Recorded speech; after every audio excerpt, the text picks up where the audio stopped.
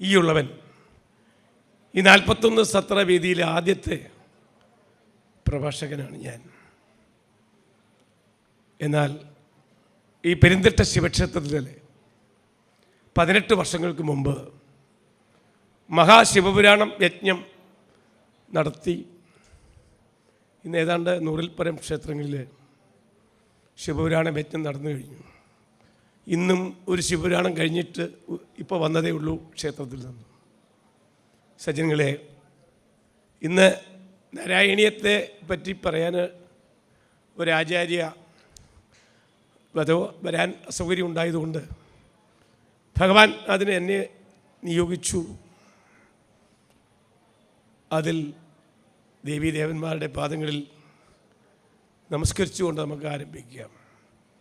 എൻ്റെ മുമ്പിലിരിക്കുന്ന നിങ്ങൾ ഓരോരുത്തരും മഹാദേവനെയും ശ്രീ ഗുരുവായൂരപ്പനെയും മറ്റെല്ലാ ദേവീദേവന്മാരെയും സങ്കല്പിച്ചുകൊണ്ട് മനസ്സും ശരീരവും ഈശ്വരനിലേക്ക് സമർപ്പിച്ചുകൊണ്ട് ഓങ്കാരം ജപിച്ചുകൊണ്ട് തുടങ്ങാം.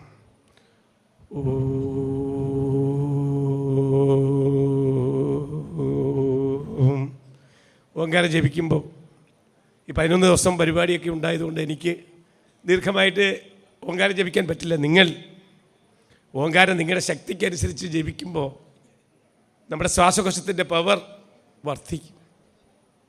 3 പ്രാവശ്യമെങ്കിലും ജപിക്കണം.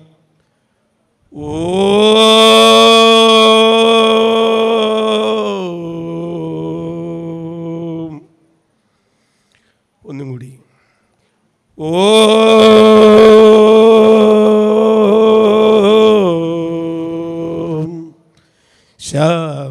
ശാന്താകാരം ഭുജഗശയനം പത്മനാഭം സുരേശം വിശ്വാധാരം ഗഗനസദൃശ്യം മേഘവർണം ശുഭാംഗം ലക്ഷ്മീകാന്തം കമലനയനം യോഗികൃത്യാനഗമ്യം വന്ദേ വിഷ്ണും ഭവഭയകരം സർവലോകൈകനാഥം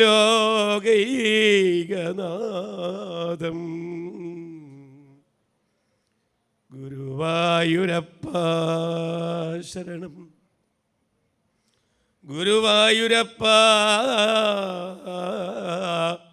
ശരണം. ഓം നമഃ ശിവായ. ഓം നമഃ ശിവായ. ഓം നമഃ ശിവായ. ഓം നമഃ ശിവായ. ഓം നമഃ ശിവായ. ഓം നമഃ ശിവായ. ഓം നമഃ ശിവായ. ഓം നമഃ ശിവായ. ഹര ഹര രുദ്ര മഹാദേവ ശിവ ശിവ രുദ്ര മഹാദേവ ശംഭോ രുദ്ര മഹാദേവ ശങ്കര രുദ്ര മഹാദേവ ശ്രീ പെരുന്തട്ടവാഴും ശ്രീ മഹാദേവ ശരണം. സർവമംഗളമംഗല്യേ ശിവേ സർവാർത്ഥസാധികേ ശരണ്യേ ത്രയംബകേ ഗൗരി നാരായണീ നമോസ്തുതേ. ഓം ഐം ക്ലീം ക്ലീം ചാമുണ്ഡായൈ വിച്ഛൈ നമഃ. ഓം ഐം ക്ലീം ക്ലീം ചാമുണ്ഡായൈ വിച്ഛൈ നമഃ. ത്രംബകം യജാമഹേ സുഗന്ധിം പുഷ്ടിവർദ്ധനം ഉർവാരുകമിവ ബന്ധനാത് മൃത്യോർമുക്ഷീയമാമൃതാത്. ഓം സർവേഷാം സ്വസ്തിം ഭവതു, സർവേഷാം ശാന്തിം ഭവതു, സർവേഷാം മംഗളം ഭവതു. ഒരു കാര്യം കൂടി, ഒരു 2 മിനിറ്റ് ഇവിടെ ഇരിക്കുന്ന മഹാപ്രഭുവായിരിക്കുന്ന ആ പരമശിവനും രുദ്രഭഗവാന്റെയും പ്രദോഷസ്തുതി ഞാൻ എവിടെയും ഏത് പരിപാടിയിലും ജപിക്കും. നിങ്ങളത് അനുവാദത്തോടുകൂടി ആ പ്രദോഷസ്തുതി ജപിച്ചുകൊണ്ട് നമുക്ക് അല്പം നാരായണീയത്തെ പറ്റി ചിന്തിക്കാം.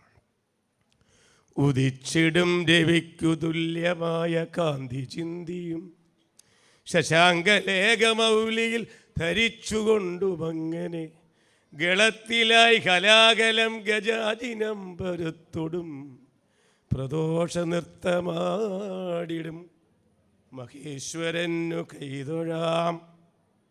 ജടക്കിടയ്ക്കൊളിഞ്ഞുമേവിടും സുരാപകാജലം ലലാടലോചനത്തിനായി എരിഞ്ഞിടും നവന്നിയും ഭുജംഗഭൂഷണങ്ങളും വിഭൂതിയും ധരിച്ചുമാ പ്രദോഷ നൃത്തമാടിടും പെരുന്തട്ടവാഴും ശ്രീ മഹാദേവനു കൈതൊഴാം. ശശാങ്കസൂര്യരായിടുന്നൊരക്ഷിയുഗ്മമുന്നിലോ നമിച്ചിടും ജനങ്ങളിൽ പൊഴിച്ചിടും കൃപാവൃതം ദുരാശയർക്കു ദാവവന്നി മറ്റൊരക്ഷിയോ വിധം പ്രദോഷ നൃത്തമാടിടും മഹേശ്വരനു കൈതൊഴാം. ശരാസനം കപാലവും ത്രിശൂലവും സിദാസിയും വരാക്ഷമാല ചർമ്മവും പരശ്വതം കടുംതുടി കുരംഗവും കരങ്ങളിൽ ധരിച്ചുകൊണ്ടുമവിധം പ്രദോഷ നൃത്തമാടിടും മഹേശ്വരനു കൈതൊഴാം.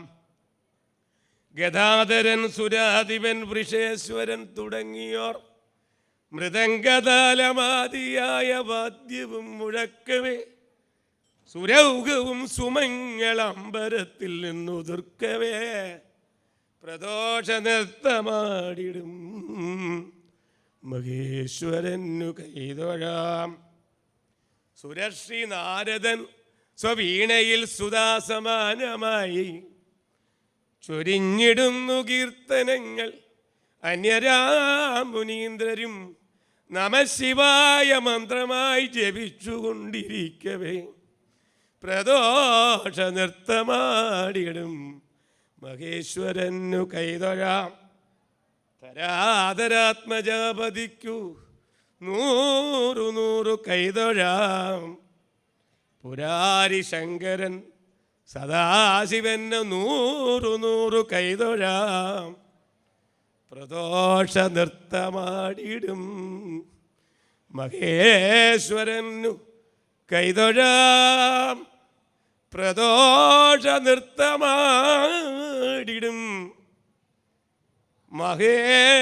മഹേശ്വരനു കൈതൊഴാം. ശ്രീ ശംഭോ മഹാദേവ ഹരേ നാരായണ. ഗോലോകനാഥം നദപാരിജാതം ഗോപഗോപി നയനാബ്ജസൂരം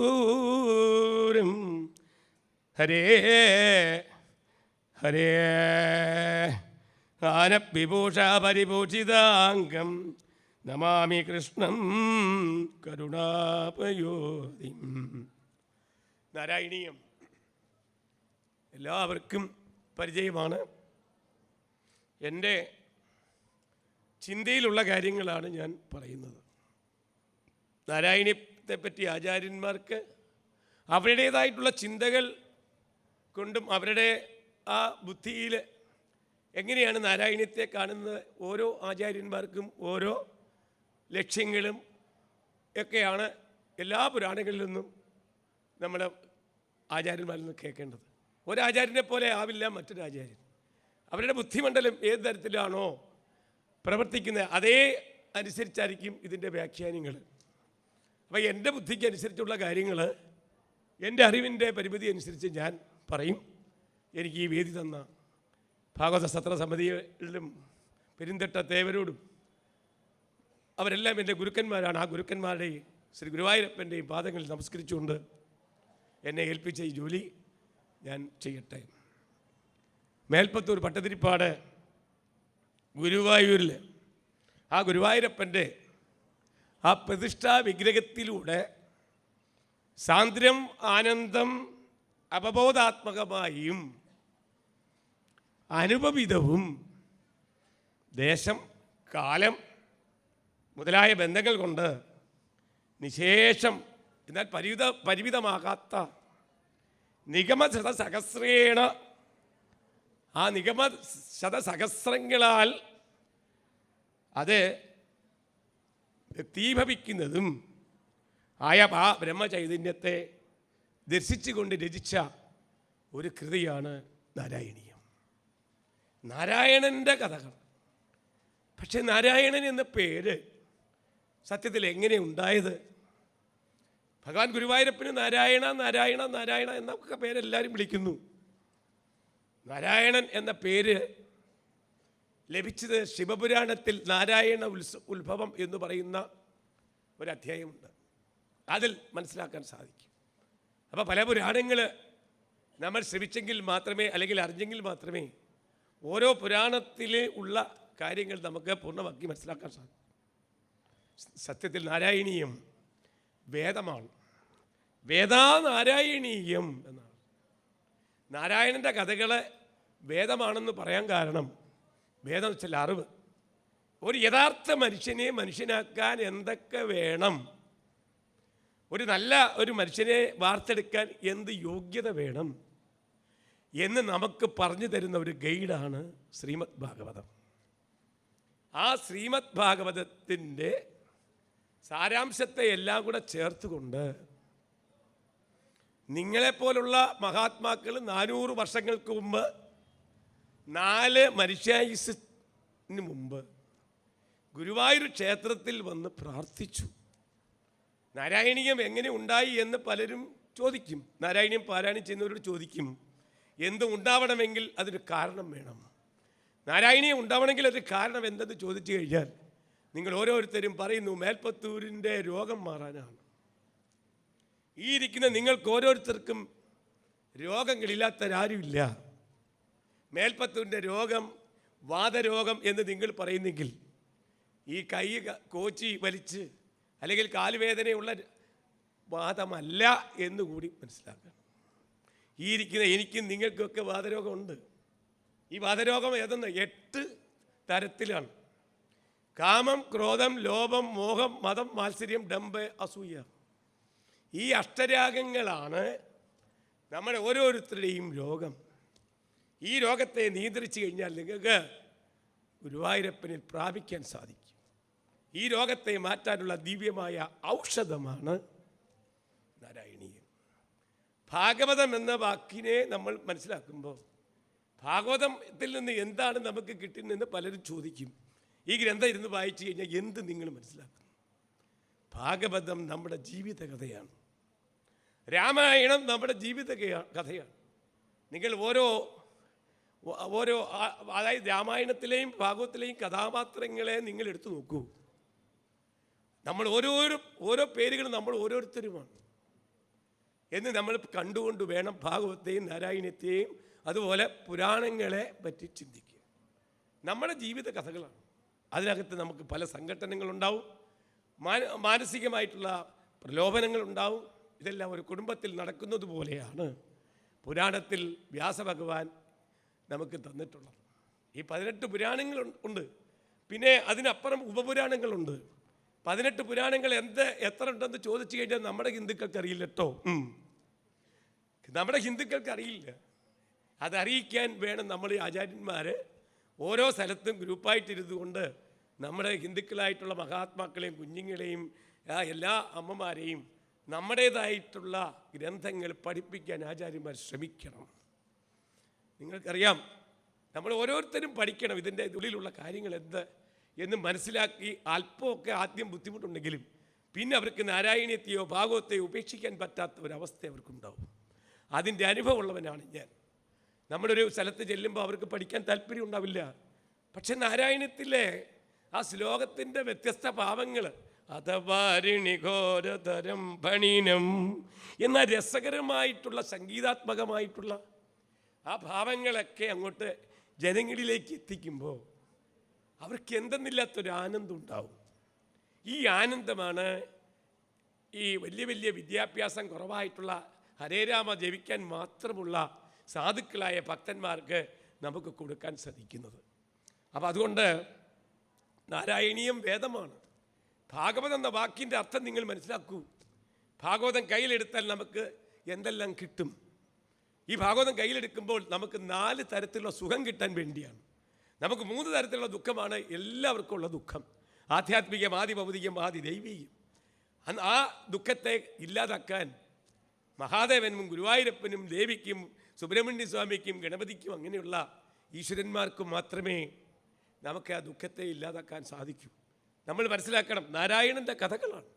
ഈ നാരായണൻ്റെ കഥകൾ നമുക്ക് 7 ദിവസം പണ്ടത്തെ കാലത്ത് നല്ല അധ്വാനിക്കുന്ന പാവപ്പെട്ട ജനങ്ങൾ ഭഗവാന്റെ അടുക്കൽ ചെന്ന് പറഞ്ഞു, ഞങ്ങൾക്ക് ഈ ഭാഗവതം ഒന്നും കേൾക്കാൻ പറ്റില്ല, ഞങ്ങൾ കർമ്മം ചെയ്തെങ്കിൽ മാത്രമേ ജീവിക്കാൻ പറ്റൂ, അതുകൊണ്ട് ഞങ്ങൾക്ക് ഒരു ദിവസം കൊണ്ട് ഭഗവാനെ പ്രാപിക്കാനുള്ളൊരു ഗ്രന്ഥം തന്നെ അനുഗ്രഹിക്കണേ എന്ന് 4 മനുഷ്യായുസിന് മുമ്പ് ഭഗവാന്റെ അടുക്കൽ ചെന്ന് പ്രാർത്ഥിച്ചതിൻ്റെ ഫലമാണ്.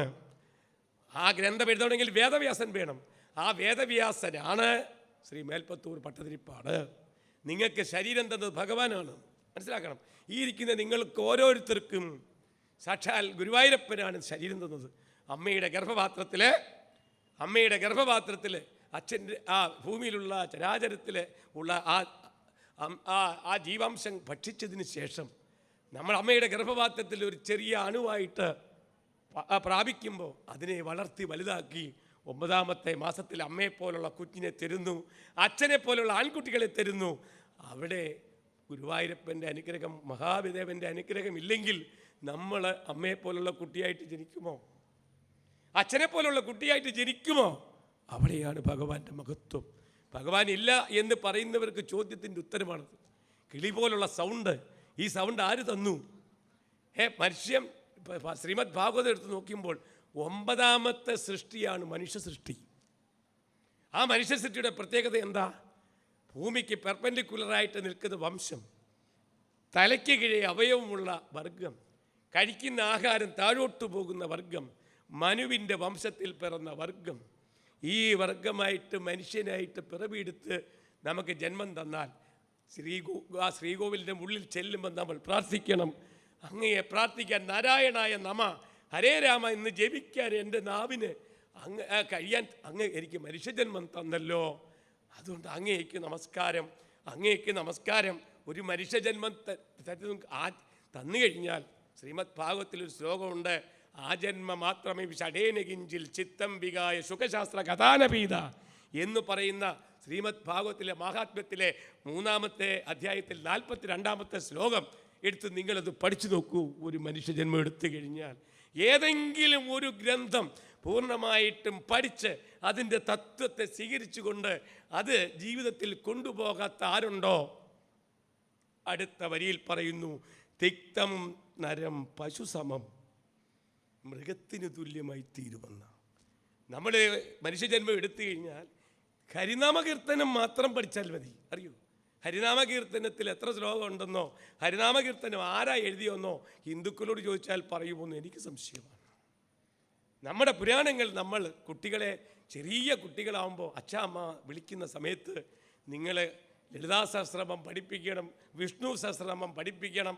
ആ ഓരോ വാക്കിൻ്റെയും അർത്ഥം പറഞ്ഞു കൊടുക്കുമ്പോൾ അവനെ വളർന്നു വരുമ്പോൾ അച്ഛൻ്റെ ചെള്ളക്കടിച്ച് പ്രാക്ടീസ് ആവില്ല, അമ്മയുടെ ചെള്ളക്കടിച്ച് പ്രാക്ടീസ് ആവില്ല. ആധ്യാത്മികമായിട്ടുള്ള പഠനം നിങ്ങളുടെ കുട്ടികൾക്ക് കൊടുക്കാത്തത് കൊണ്ടാണ്. നാരായണീയം നിങ്ങളുടെ കുട്ടികൾക്ക് അമ്മമാർ പഠിപ്പിച്ച് അത് കൊടുക്കാത്തത് കൊണ്ടാണ് ഇന്ന് മക്കളെ പറ്റിയുള്ള ദുഃഖം അമ്മമാർക്ക് വലുതാണ്, അച്ഛന്മാർക്ക് വലുതാണ്. സപ്താഹത്തിനൊക്കെ ഇരിക്കുമ്പോൾ എന്നോട് പറഞ്ഞൊരു വാക്ക് ഞാൻ പറയട്ടെ. ഒരമ്മ 10 വർഷമായിട്ട് എന്നെ അമ്മയെന്ന് വിളിച്ചിട്ട് 10 വർഷമായി, സ്വാമി എന്തു വഴിപാട് ഈ ക്ഷേത്രത്തിൽ ഞാൻ ചെയ്യണം? മകൻ്റെ നാക്കിൽ നിന്നും അമ്മയെന്ന് വിളിക്കാൻ ആഗ്രഹിക്കുന്ന ഒരു അമ്മയുടെ ഖേദം എത്ര വലുത്. ഇങ്ങനെ ഓരോരോ അമ്മമാരും ഓരോരോ അച്ഛന്മാരും ദുഃഖിക്കുന്ന ഇന്നത്തെ അവസ്ഥയിൽ ആധ്യാത്മികമായിട്ടുള്ള പഠനം ഹിന്ദുക്കൾക്കില്ലെങ്കിൽ ഹിന്ദുക്കൾ നശിക്കും എന്നാണ് ഞാൻ അഭിപ്രായപ്പെടുന്നത്. നാരായണീയം നാരായണൻ്റെ കഥകളാണ്. ഓരോ ശ്ലോകങ്ങളും നമ്മൾ എല്ലാവരും കൂടിയിരുന്ന് പഠിക്കണം, ഭാഗവതം പഠിക്കണം. ഭാഗവതം പഠിച്ചാൽ എന്ത് കിട്ടുമെന്ന് നിങ്ങൾ ചോദിച്ചാൽ, ഭാഗവതം പഠിച്ചാൽ ഭ എന്ന അക്ഷരത്തിന് ഭക്തി, ഭക്തി ലഭിക്കും. ഗ എന്ന അക്ഷരത്തിന് ഗർവ്, അഹങ്കാരം. ഇവിടെ അഹങ്കാരം എന്ന് പറയുന്നത് ഞാനെന്നും എൻ്റേതെന്നും രണ്ട് വാക്ക് നമുക്ക് സംസാരിക്കാനുള്ള അധികാരം മനുഷ്യവർഗത്തിനില്ല. അതേ ശ്രീമദ് ഭാഗവത്തിലെ 12-ാമത്തെ സ്കന്ധത്തിൽ 3-ാമത്തെ അധ്യായത്തിൽ ഭൂമി ഗീത എന്ന് പറയുന്ന ഒരു അധ്യായമുണ്ട്. ആ അധ്യായം എടുത്ത് നോക്കൂ. നമുക്ക് എൻ്റെ എന്ന് പറയാൻ അവകാശമില്ല. എല്ലാം നാരായണൻ്റേതാണ്, എല്ലാം ശിവൻ്റേതാണ് എന്ന ഒരു ഭാവത്തിൽ എത്താൻ സാധിക്കും. ശ്രീമദ് ഭാഗവതം ശ്രീമത്താണ്. ശ്രീമദ് സിംഹാസനേശ്വരി, ശ്രീമദ് നാരായണീയം, ശ്രീമദ് ഭാഗവതം ശ്രീമത്താണ്. വെറുതെ ഭാഗവതം എഴുതിയതല്ല. ശ്രീമദ് സിംഹാസനേശ്വരി എന്ന് ലളിതാ സഹസ്രനാമത്തിൽ ആദ്യത്തെ ആ ദേവിയുടെ ആ നാമം ഉച്ചരിക്കുമ്പോൾ എന്താണ് ശ്രീമത്ത്, എന്താണ് ശ്രീമദ് ഭാഗവതം? ഇത് സാധാരണ പുസ്തകമല്ല, ഇത് വലിച്ച് എടുത്ത് കളയാനുള്ളതല്ല. ഇതിന് എപ്പോഴും എപ്പോഴും എപ്പോഴും 100% പെർഫെക്റ്റാണ്. പണ്ടേ ഉണ്ടായതാണെങ്കിലും എന്നും പുതുമ നിറഞ്ഞതാണ് ശ്രീമദ് ഭാഗവതം നാരായണീയം. അത് മനസ്സിലാക്കണം. ശ്രീമദ് സിംഹാസനേശ്വരി അമ്മയുടെ സിംഹാസനമാണ് ലോകത്തിലെ അവസാനത്തെ സിംഹാസനം. നിങ്ങളിരിക്കുന്ന കസേര ഇന്നല്ലെങ്കിൽ നാളെ നശിക്കും. നിങ്ങളുടെ ശരീരം ഇന്നല്ലെങ്കിൽ നാളെ നശിക്കും. നശിക്കാത്ത സിംഹാസനത്തിൽ ഇരിക്കുന്ന ദേവി, നശിക്കാത്ത സിംഹാസനത്തിൽ ഇരിക്കുന്ന ദേവി, സിംഹം എന്ന വാഹനത്തിൻ്റെ മുകളിലിരിക്കുന്ന ദേവി, സിംഹം വാഹനമാക്കിയ ദേവി, സിംഹവാഹിനി ദേവി. അങ്ങനെ നമ്മുടെ അതായിട്ടുള്ള തരുത് ഗ്രന്ഥങ്ങൾ നമ്മുടെ മക്കളെ പഠിപ്പിക്കുമ്പോൾ അവരുടെ ആനന്ദം, അവരുടെ മനസ്സ് ശ്രീകൃഷ്ണ ഭഗവാന്റെ അനുഗ്രഹം ആ കുട്ടിക്കുണ്ടാവും. അങ്ങനെ പഠിപ്പിക്കുന്ന ഒരു കുട്ടി അമ്മയ്ക്കെന്ന് സന്തോഷം നൽകും, സംതൃപ്തി നൽകും.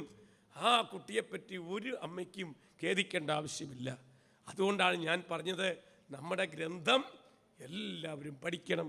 ഭാഗവത പ്രേമികളായിത്തീരണം, നാരായണീയ പ്രേമികളായിത്തീരണം. നാരായണീയം പാരായണം ചെയ്തുകൊണ്ട് മാത്രം നാരായണീയം പഠിച്ചു എന്ന് പറയാൻ പാടില്ല. നിങ്ങൾ നാരായണീയം പാരായണം ചെയ്യുന്നെങ്കിൽ ഒരു ദിവസം ഒരു ശ്ലോകത്തിൻ്റെ അർത്ഥം പഠിച്ച് അങ്ങനെ 1036 ദിവസം കൊണ്ട് നിങ്ങൾ നാരായണീയം പഠിച്ചാൽ അപ്പോഴാണ് നിങ്ങൾ നാരായണീയം പാരായണം ചെയ്യുന്നു എന്നുള്ള ആ അധികാരം കിട്ടൂ, അല്ലാതെ കിട്ടില്ല. എന്താണ് പാരായണം ചെയ്യുന്നത് അറിയാൻ വയ്യാത്ത ഒരാൾ എൻ്റെ നാരായണീയം നല്ലതാണോ എന്ന് ചോദിക്കുമ്പോൾ ഞാൻ പറയില്ല നാരായണീയം നല്ലതായിട്ട് വായിച്ചെന്ന് ഞാൻ പറയില്ല. നാരായണീയത്തിലെ ആദ്യത്തെ ശ്ലോകം പാരായണം ചെയ്യുമ്പോൾ അറിയാം ആ കുട്ടി നാരായണീയം പാരായണം ചെയ്തിട്ടുണ്ടോ എന്ന്. സാന്ദ്രാനന്ദാവബോധാത്മകം അനുപപിതം കാലദേശാവധിഭ്യാം നിർമുക്തം നിത്യമുക്തം നിഗമ ശതസഹസ്രേണ നിർഭാസ്യമാനം അസ്പഷ്ടം ദൃഷ്ടമാത്രേ പുനരൊരു പുരുഷാർത്ഥാത്മകം ബ്രഹ്മതത്വം തത്താവൽവാദി സാക്ഷാൽ ഗുരുപവനപുരേ ഹന്ത. അവിടെ നിർത്താൻ പറഞ്ഞിട്ടുണ്ട്. മേൽപ്പത്തൂർ പറഞ്ഞത് ഒരു വര ഒരു കുത്ത്, അവിടെ നിർത്ത ഇത് പറയുമ്പോൾ ഓരോരുത്തർ വായിക്കുന്നത് കേട്ട സങ്കടം വരും. ഹന്തഭാഗ്യം ജനാനാം ഹന്തഭാഗ്യം ജനാനാം. പോരെ പോരെ, അദ്ദേഹം പറഞ്ഞ ആ വാക്കിനെ നിങ്ങൾ ധിക്കരിച്ചില്ലേ, ആ ഗ്രന്ഥത്തെ ധിക്കരിച്ചില്ലേ? ഹന്ത ഭാഗ്യം ജനാനാം അർത്ഥം മനസ്സിലാക്കുമ്പോൾ ആളെ ആണ് ഈ ഹന്ത എന്ന വാക്കിൻ്റെ ആ പ്രസക്തി മനസ്സിലാക്കുന്നത്. അപ്പം നോക്കണം, അപ്പം ഇങ്ങനെ നമ്മൾ പഠിക്കണം. പഠിക്കുമ്പോഴാണ് നമുക്ക് ആ നാരായണീയത്തിൻ്റെയും ഭാഗവത്തിൻ്റെയും രസം മനസ്സിലാക്കുന്നത്. അപ്പം ഞാൻ പറഞ്ഞത് ഗർവ്, അഹങ്കാരം എല്ലാം. നിങ്ങൾ അടുപ്പിൽ പാചകം ചെയ്യുമ്പോൾ പോലും അതിന് തീ ഉണ്ടാവുന്നെങ്കിൽ ഭഗവാന്റെ അനുഗ്രഹം വേണം. ആ അരി ചോറാവണമെങ്കിലും ഭഗവാന്റെ അനുഗ്രഹം വേണം. എന്നിട്ട് നാരായണ നാമം നാവിൽ നിന്ന് മാറാതെ ഏത് കർമ്മം ചെയ്താലും ഇത് നാരായണനാണ് എന്നൊരു ഭാവം ആർക്കുണ്ടോ അവരാണ് ശ്രേഷ്ഠന്മാർ. ഈ ഒരു ഭാവം നിങ്ങൾക്ക് ഭാഗവതം പഠിച്ചാൽ, പഠനമാണ് കേട്ടോ, വായിക്കുന്നത് ഒരു വാക്ക് പറയാൻ പാടില്ല. പടന്തോ നാമാനി പ്രമദപദ സിന്ധോ നിബദിതാഹ. നാമങ്ങൾ പഠിക്കുകയാണ്, രാമായണം പഠിക്കുകയാണ്, ഭാഗവതം പഠിക്കുകയാണ്, എല്ലാം പഠനമാണ്. ഈ ഇരിക്കുന്ന എത്രയോ ആചാര്യന്മാർ ഇവിടെ വന്ന് നിങ്ങൾക്ക് ഇതിൻ്റെ തത്വസംഹിതകൾ പറയുന്നു. അത് ഒന്നും ഏതാചാര്യന്മാരായാലും ഭാഗവതത്തിൻ്റെ അവസാനം കണ്ടവരാരുമില്ല. വേദവ്യാസൻ പോലും ഇതിനകത്ത് പറയുന്നു, നിങ്ങളുടെ ബുദ്ധിക്കനുസരിച്ച് വേണം ഇതിനെ കാണാൻ, നിങ്ങളുടെ കഴിവിനനുസരിച്ച് വേണം ഇതിനെ കാണാൻ. അപ്പോൾ ഈ ഭാഗവത നാരായണീയം ഒന്നും അവസാനമില്ലാത്ത ജ്ഞാനത്തിൻ്റെ നിറകുടമായിട്ടുള്ള മഹത് ഗ്രന്ഥമാണ്. നമ്മുടെ മനുഷ്യായുസ്സ് തീരുന്നതിന് മുമ്പ് എന്തെങ്കിലും കുറച്ച് കാര്യങ്ങൾ മനസ്സിലാക്കിയാൽ അത് നിങ്ങൾ ആ വൈകുണ്ഠത്തിലേക്ക് എത്താനുള്ള സാഹചര്യമായി തീരും എന്ന് മനസ്സിലാക്കണം. നമ്മളിവിടെ ഇരിക്കുന്നെങ്കിൽ, നമ്മളിവിടുന്ന് ശരീരം വിട്ട് പോകുമ്പോൾ നമ്മുടെ മനസ്സിലെ ആ ഗുരുവായൂരപ്പൻ്റെ നാരായണ എന്ന നാമം ജപിച്ചുകൊണ്ട് നിങ്ങൾക്ക് പോകാൻ സാധിച്ചാൽ അടുത്ത ജന്മത്തിൽ പുഴുവായിട്ടും മറ്റ് പ്രാവായിട്ടും ഒന്നും ജനിക്കേണ്ടി വരില്ല. വൈകുണ്ഠത്തിൽ നിങ്ങൾക്ക് ഭഗവാന്റെ സേവകരായിട്ട്, ഗുരുവായൂരപ്പൻ്റെ സേവകരായിട്ട് മാത്രമല്ല, വേണമെങ്കിൽ നമ്മുടെ ശിവൻ്റെ ശിവഭൂതഗണങ്ങളായിട്ട് അല്ലെങ്കിൽ ദേവിയുടെ പാർശ്വത ഭാവത്തിലേക്ക് നിങ്ങൾക്ക് എത്താൻ സാധിക്കും. നിങ്ങൾക്കറിയോ, ശിവപുരാണത്തിൻ്റെ മാഹാത്മ്യത്തിൽ ഒരു വേശ്യാസ്ത്രീയാണ് ദേവിയുടെ സഖിയായിട്ട് തീർന്നത്. മനസ്സിലായോ? ഒരു വേശ്യാസ്ത്രീ ദേവിയുടെ സഖിയായിട്ട് തീരുക പഞ്ചാക്ഷരി മന്ത്രം ജപിച്ചതിൻ്റെ മഹത്വം. അങ്ങനെ മേൽപ്പത്തൂർ ഭട്ടതിരിപ്പാട് നാരായണീയത്തിൽ സ്വീകരിച്ച ആ ഭഗവാന്റെ മഹിമകൾ, ആ എഴുതിയ അല്ലെങ്കിൽ രചിച്ച ഭഗവാന്റെ മഹിമകൾ വാഴ്ത്തിപ്പാടുമ്പോൾ അത് കേട്ട് ഭഗവാൻ രസിക്കുകയാണ്. നിങ്ങൾക്കറിയാമോ, നാരായണത്തിൻ്റെ പ്രസക്തിയുടെ വലുതാണ്. 3 പേര് ഒരുമിച്ചിരുന്ന് എഴുതിയ ഗ്രന്ഥം നാരായണീയം മാത്രമേ ഉള്ളൂ. അതാണ് ഇത്ര പ്രസക്തി. ആരാ 3 പേര്? പറയും. 3 പേരാരാ? ഒന്ന് ഭഗവാൻ, ഒന്ന് മേൽപ്പത്തൂരിന് കൊടുത്ത രോഗം, ഒന്ന് മേൽപ്പത്തൂര്. ഈ 3 പേര് ഒരുമിച്ചിരുന്ന് എഴുതിയതല്ലേ? ആണോ? ആ 3 പേരും കൂടെ ഒരുമിച്ചിരുന്ന് എഴുതിയ ഗ്രന്ഥം ഈ നാരായണീയമല്ലാതെ വേറെ ലോകത്തിൽ ഏതെങ്കിലും ഒരു ഗ്രന്ഥം ഇതുപോലെ ഉണ്ടോ? അപ്പോൾ അതാണ് ഇന്ന് കേരളത്തിൽ എല്ലാ മുക്കിനും മൂലയ്ക്കും നാരായണീയ സമിതികളുണ്ട്. ആ സമിതിക്ക് എങ്ങനെയാണ് ഓരോരുത്തർക്കും ഭഗവാന്റെ ആ ലീലകൾ ഇങ്ങനെ പാടുമ്പോൾ ആ ശൈലി, അതായത് ശാസ്ത്രീയ സംഗീതം പോലാണ് മേൽപ്പത്തൂർ എഴുതി വെച്ചിരിക്കുന്നത്. ആ സംസ്കൃതത്തിൻ്റെ പാണ്ഡിത്യം എത്രയാണ്! മേൽപ്പത്തൂരിനെ കണ്ട് ഭഗവാൻ ചെയ്യിച്ചതാണ്. അന്നത്തെ കാലത്ത് യുവാവാണ് മേൽപ്പത്തൂർ. കേൾക്കണം, ഏറ്റവും കൂടുതൽ അഹങ്കാരം ഉണ്ടാവുന്ന സമയം എപ്പോഴാണ്? നിങ്ങൾക്കത് ചിന്തിച്ചു നോക്കൂ. ഏറ്റവും കൂടുതൽ ഈശ്വരഭക്തി വേണ്ടത് യുവാവുമ്പോഴും യുവതിയോടും ആവുമ്പോഴാണ്. ഏറ്റവും വലിയ കുഴപ്പമുണ്ടാക്കുന്ന സമയവും അനക്കൊണ്ടോ നോക്ക്. യുവതികളും യുവാക്കളും ആവുമ്പോഴാണ്. തലമുടി ധരിച്ചാൽ എന്താ ഇപ്പം എന്ത് ചെയ്യാൻ പറ്റും? ആരും നോക്കാനുമില്ല, ആരും തിരിഞ്ഞു നോക്കത്തുമില്ല. അപ്പോൾ യുവാക്കളാവുമ്പോഴും യുവതികളാവുമ്പോഴും മനസ്സിനെ നിയന്ത്രിച്ചെങ്കിൽ മാത്രമേ നിങ്ങളുടെ കർമ്മം പൂർത്തീകരിക്കാൻ സാധിക്കൂ. അതുകൊണ്ട് മേൽപ്പത്തൂരിനും ഇതേ അവസ്ഥയുണ്ടാകുന്നു. പക്ഷേ അവൻ്റെ ബുദ്ധി, അവൻ്റെ ശക്തി, ഇതൊക്കെ ഭഗവാൻ നല്ല ഭംഗിയായിട്ടറിയാം. മേൽപ്പത്തൂരിന് ജന്മം കൊടുത്താര്? ഭഗവാൻ. മേൽപ്പത്തൂരിന് വ്യാസൻ എന്ന പ്രക്രിയ കൊടുത്തതും ഭഗവാൻ. പക്ഷെ എന്താ? ഭക്തന്മാരുടെ ആഗ്രഹം സാധിച്ചു കൊടുക്കണം. അതിനെന്ത് ചെയ്യുന്നു? നിങ്ങൾക്ക് എന്ത് തന്നാലും മനുഷ്യനെ തൃപ്തിപ്പെടുത്താൻ പറ്റത്തില്ലെന്ന് ഭഗവാൻ തന്നെ പറയുന്നു. മനുഷ്യന് എത്ര കൊടുത്താലും പോരാ, തൃപ്തിപ്പെടുത്താൻ പറ്റില്ല. ലക്ഷ്മി ദേവി ഭഗവാനോട് ആവശ്യപ്പെടുന്നു, ഇത്രയും തേജസ്സുള്ള അല്ലെങ്കിൽ ഇത്രയും വലിയ ഭക്തനായിട്ടുള്ള ഈ ഭഗവാൻ ഈ ഗുരുവായൂരിൻ്റെ മൂലക്കിരുന്ന് ഭഗവാനെ പ്രാർത്ഥിച്ചു കൊണ്ടിരിക്കുന്ന ഈ മേൽപ്പത്തൂരിൻ്റെ രോഗം മാറ്റി അദ്ദേഹത്തിന് അങ്ങ് വിട്ടൂടെ?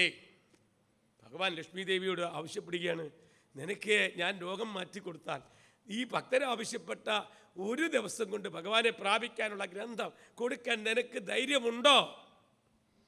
മേൽപ്പത്തൂരിന് 100 ദിവസത്തിനുള്ളിൽ രോഗം മാറ്റിക്കൊടുത്താൽ അമേരിക്കയിൽ ചെന്നിരിക്കും കേട്ടോ, ഭഗവാന്റെ ആവശ്യം നടക്കില്ല.